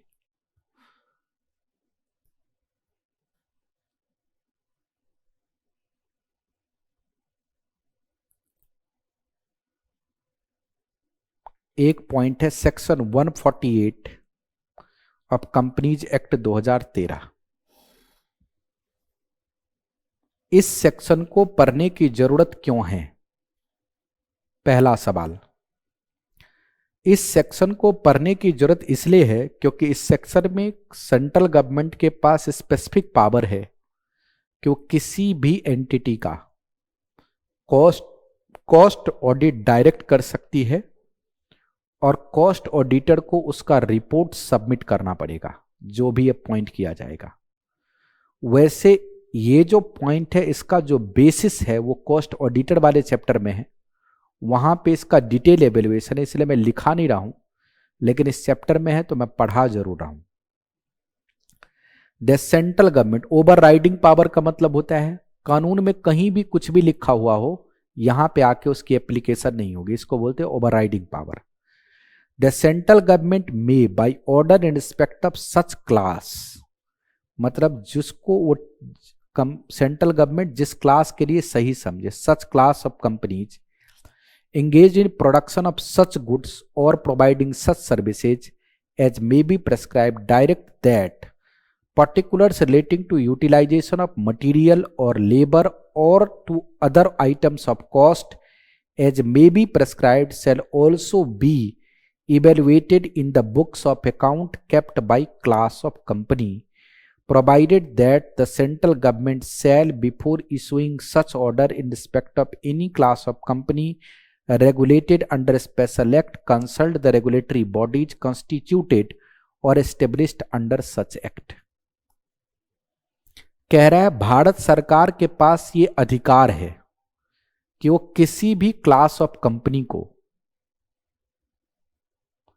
किसी भी तरीके के गुड्स और सर्विसेज के लिए डायरेक्ट कर सकती है कि वो मटेरियल, लेबर और जो अदर आइटम है कॉस्ट का, उसका जो अकाउंट है वो सही से सबमिट करे। लेकिन अगर सरकार ऐसे काम करती है तो कुछ रेगुलेटेड सेक्टर्स होते हैं, जैसे इलेक्ट्रिसिटी कंपनी है, रेगुलेटेड सेक्टर्स हैं, वहां पे रेगुलेटरी बॉडीज हैं, उन रेगुलेटरी बॉडीज से कंसल्ट करके ऐसे डायरेक्शन देगी। लेकिन अगर जहां पे रेगुलेटरी बॉडीज नहीं है वहां पे डायरेक्ट सेंट्रल गवर्नमेंट मांग सकती है कि भैया मुझे बताओ कि आपने मटेरियल, लेबर और अदर आइटम को कैसे एक्सप्लेन किया, कैसे इंक्लूड किया कॉस्ट में, इसका इन्वेस्टिगेशन करके दिखाओ। देखिए उसके लिए क्या होगा investigation, manner of audit. If the central government is the opinion, मतलब पहले तो वो डिटेल मांगेंगे, लेकिन सेंट्रल गवर्नमेंट को ऐसा लगता है that it is necessary to do so, it may by order direct the audit of cost record of class of company which are covered under subsection 1 above and which have net worth of such amount as may be prescribed or turnover of such amount as may be prescribed shall be conducted in manner of specified in the order। पहले तो government को यह अधिकार है कि वो आपसे record detail मांग ले। सरकार को अगर लगता है कि ये फर्जी रिपोर्ट सबमिट कर सकती है तो सरकार ऑडिट भी डायरेक्ट कर देगी कि भैया कॉस्ट ऑडिट करा के दो। ये सबसेक्शन 2 में उसके पास पावर है।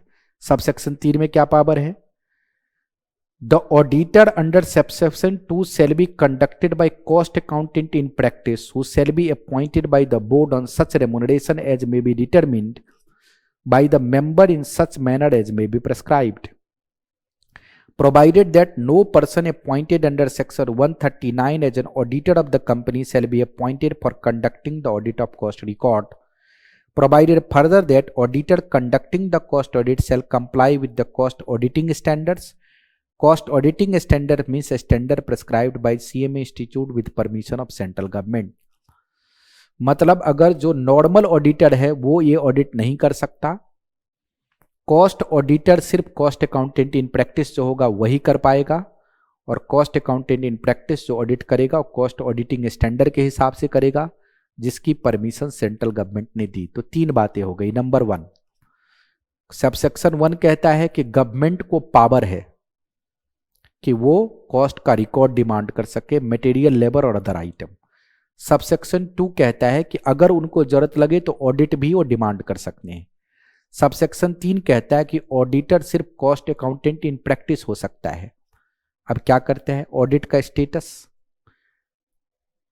Status of audit. And audit conducted under this section shall be in addition to audit conducted under section 143। ये जो सेक्शन 143 में आप ऑडिट कंडक्ट करेंगे इसके अलावा है। अब आपको बार बार ये लग रहा होगा 139 में क्या है, 143 में क्या है, तो इसीलिए मैंने बोला दूसरे चैप्टर का वो बेस है। Quality of auditor, the qualification, disqualification, right, duties, obligation applicable to auditor under chapter shall so far as may be applicable apply to the cost auditor appointed under section, and it shall be the duty of the company to give all assistance and facilities to cost auditor appointed under this section for audit of the cost record of the company, provided that report of audit of cost record shall be submitted by cost accounting in practice to the board of director of the company। जो audit का status है वो क्या है, section 143 के अलावा है। Quality of auditor में ऑडिटर की वो सारी क्वालिटी होनी चाहिए जो नॉर्मल क्वालिटी होती है, जो मैं आगे आपको पढ़ाऊंगा। और जो ऑडिट रिपोर्ट आप सबमिट करेंगे वो बोर्ड ऑफ डायरेक्टर को कर देंगे।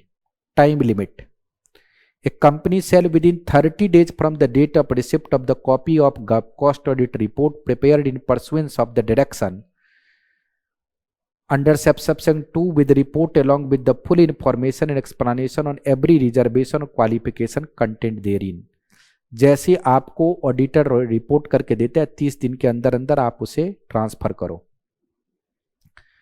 Further information after considering the cost audit report referred to under this section and information and explanation furnished by the company under subsection 6, central government is the opinion that further information or explanation is necessary. It may call for such further information and explanation and company shall furnish the same within such time as may be prescribed. अगर सरकार उस audit से भी संतुष्ट नहीं होती है और इंफॉर्मेशन उसे चाहिए होता है तो कंपनी को देना पड़ेगा. पेनल्टी, अगर आप ऊपर के किसी सेक्शन की कंप्लाइंस नहीं करते सब सेक्शन की, if default is made complying with the provision of this section, the company and every officer of the company which in default shall be punishable with manner as provided in section 147, जो हम अगले topic बाद वाले topic में पढ़ेंगे. Cost auditor of the company which in default shall be punishable in the manner, अगर auditor default होगा तो वो उसको भी पेनल्टी लगेगी, अगर ऑफिसर डिफॉल्ट रहेगा तो उसकी भी पेनल्टी लगेगी. तो ये पॉइंट दूसरे चैप्टर का बेस है तो मैंने बताया, लेकिन मैं इसका भी डायग्राम बता देता हूं ताकि आपको याद रहे. डायग्राम बना देते, इसमें इंफॉर्मेशन ज्यादा नहीं लिखेंगे, सिर्फ डायग्राम लिखते हैं. Point number 8,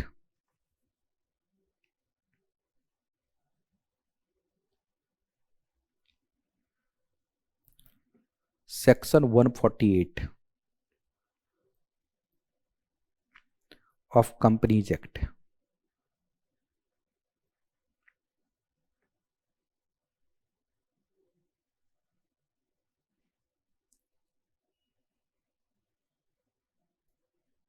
sub section 1, central government has power to demand cost information.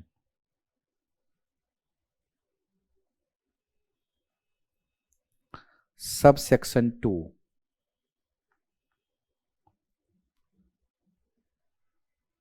central government may direct cost audit if required.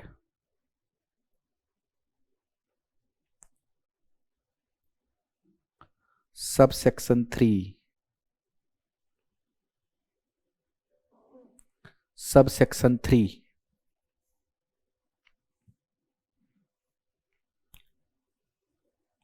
cost auditor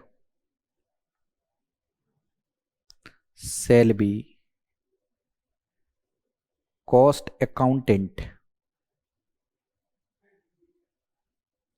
in practice. ये समरी पॉइंट है जो आपको ध्यान रखने में मदद करेगा. Subsection 4,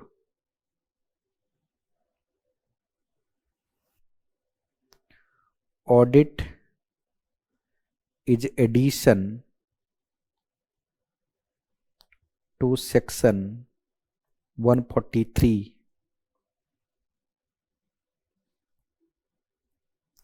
subsection 5, general quality of auditor with audit to be conducted using cost auditing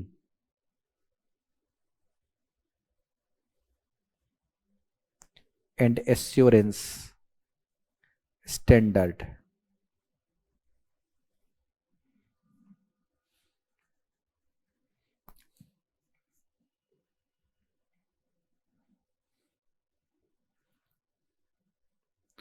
Subsection 6,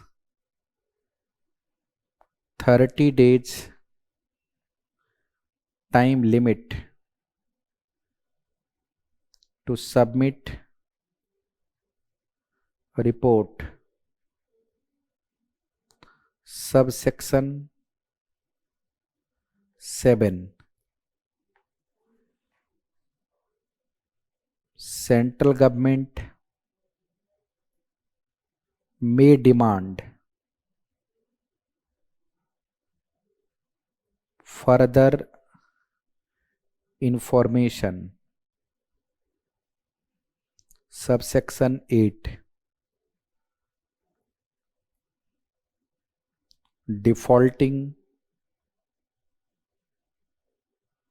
employee, officer, auditor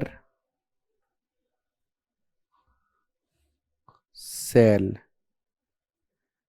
pay prescribed penalty.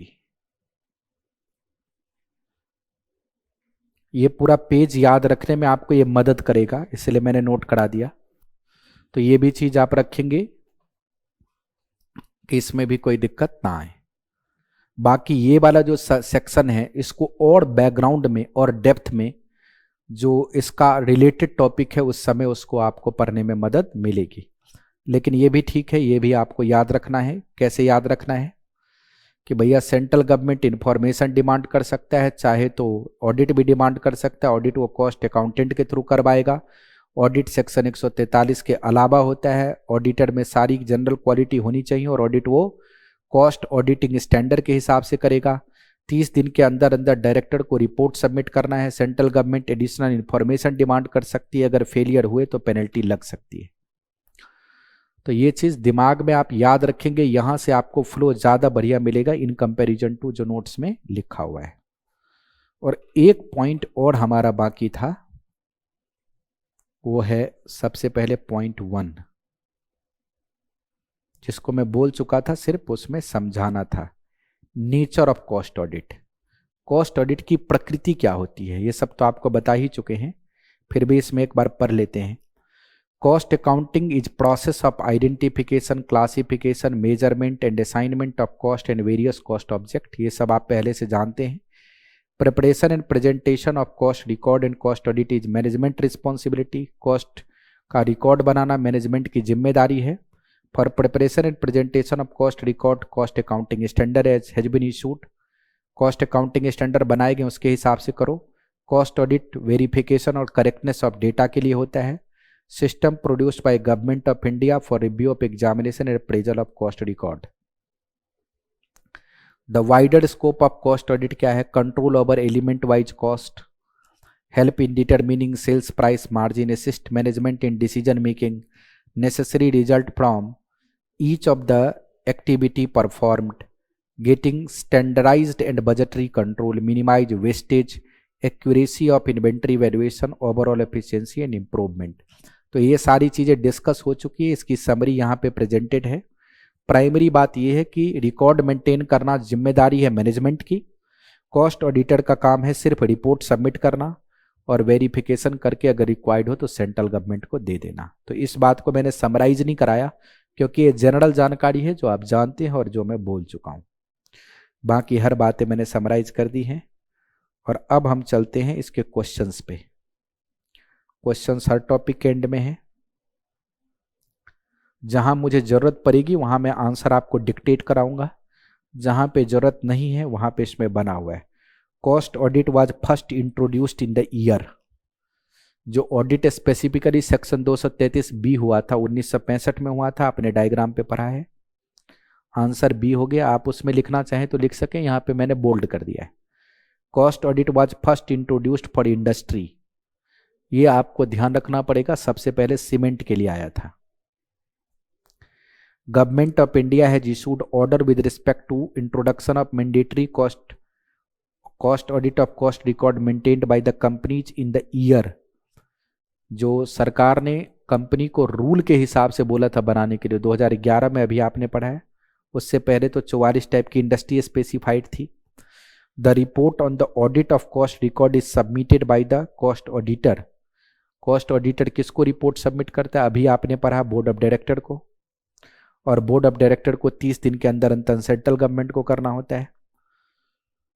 तो ये 4 हो गए आपके जो क्वेश्चन है। कॉस्ट ऑडिट कब इंट्रोड्यूस हुआ? 65 में। पहली बार किसके लिए लगा? सीमेंट पे। फिर गवर्नमेंट ऑफ इंडिया ने कब मैंडेटरी किया? 2011 में। उससे पहले 44 टाइप की सिर्फ इंडस्ट्री स्पेसिफाइड थी। और जो कॉस्ट ऑडिटर को रिपोर्ट देना होता है, किसको देना होता है? बोर्ड को। आंसर को बोल्ड किया हुआ है, तो आप चाहें तो रजिस्टर में लिखें, चाहे तो इससे डायरेक्ट देख सकते हैं।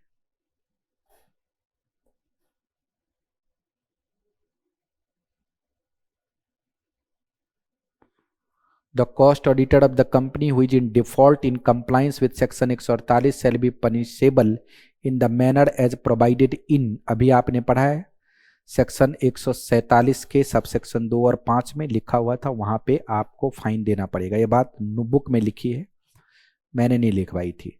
State whether the following statement are true और false. The defence contract during the world war II were mostly given based on cost plus contract था, ये लिख दिया कॉस्ट प्लस 15% मार्जिन। तो ये जो मार्जिन जोड़ दिया 15%, उसकी वजह से स्टेटमेंट फॉल्स हो गया। वो कॉस्ट प्लस कॉन्ट्रैक्ट था, फिक्स मार्जिन का कोई पॉइंट वो तो हो ही नहीं सकता ना कभी भी, हर कंपनी अलग अलग मार्जिन लेती है। The institute of cost and work accountant of India was setup in 1944 with objective of determining cost of production. नहीं, कॉस्ट ऑफ प्रोडक्शन नहीं, कॉस्ट के फुल डेवलपमेंट के लिए, कॉस्ट अकाउंटेंसी को डेवलप करने के लिए इंस्टीट्यूट सेटअप किया गया था। कॉस्ट इवेल्युएशन के लिए तो कॉस्ट अकाउंटिंग बॉडी बनाई गई थी। कॉस्ट वर्क अकाउंटेंट इंस्टीट्यूट का सेटअप हुआ था कॉस्ट अकाउंटिंग के प्रोफेशन को प्रमोट करने के लिए।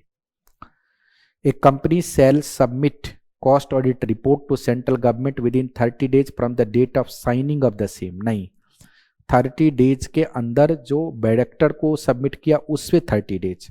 A company shall submit cost audit report central government within 30 days from the date of receiving the same। मतलब ऑडिटर ने कंपनी को दिया, जब कंपनी को मिल गया उसके 30 दिन के अंदर अंदर सबमिट करो। Cost accounting standard has been formulated by cost auditing and assurance standard board. नहीं, cost accounting standard board cost accounting standard बनाता है, ऑडिटिंग स्टैंडर्ड बोर्ड क्यों बनाएगा? The auditor conducting the cost audit shall comply with cost accounting standard. नहीं, जो auditor काम करता है, ऑडिट होता है ऑडिट के रेफरेंस में, रिकॉर्ड बनता है अकाउंटिंग के रेफरेंस में। तो जो कॉस्ट अकाउंट बनेगा वो एक कॉस्ट अकाउंटिंग स्टैंडर्ड के हिसाब से, जो ऑडिट होगा कॉस्ट ऑडिटिंग स्टैंडर्ड के हिसाब से। ये सारी चीजें आगे धीरे धीरे क्लैरिफाई होंगी।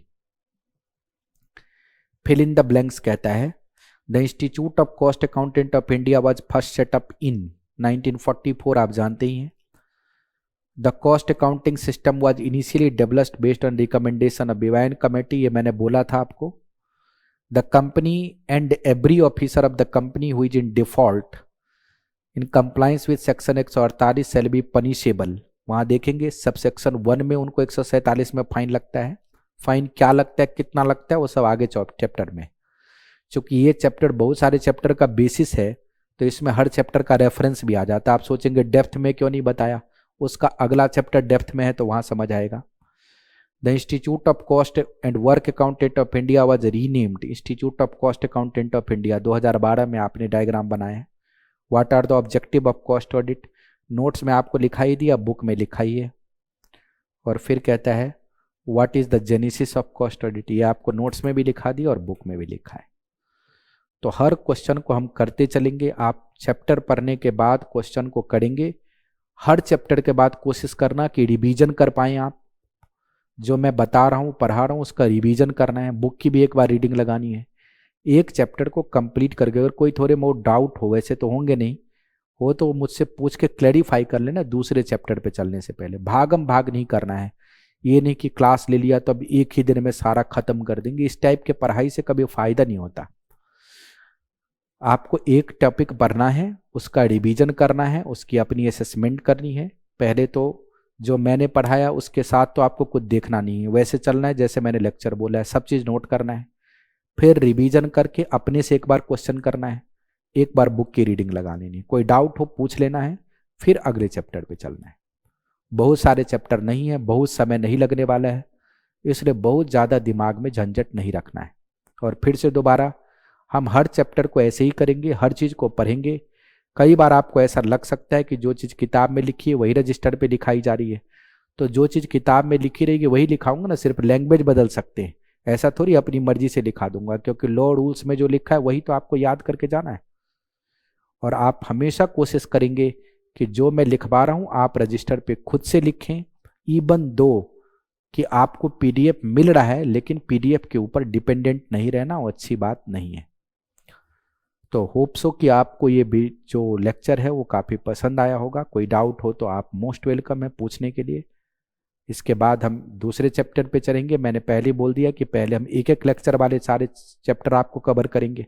इसमें टाइम में फिक्स नहीं कर सकता, टाइम थोड़ा बहुत ऊपर हो सकता है, क्योंकि एक ही लेक्चर में एक टॉपिक करना है तो ज़्यादा डिस्कशन होगा तो उसका लाइन बढ़ जाएगा, थोड़ा कम होगा तो, लेकिन बहुत लंबा नहीं होगा। आप सबका बहुत बहुत धन्यवाद।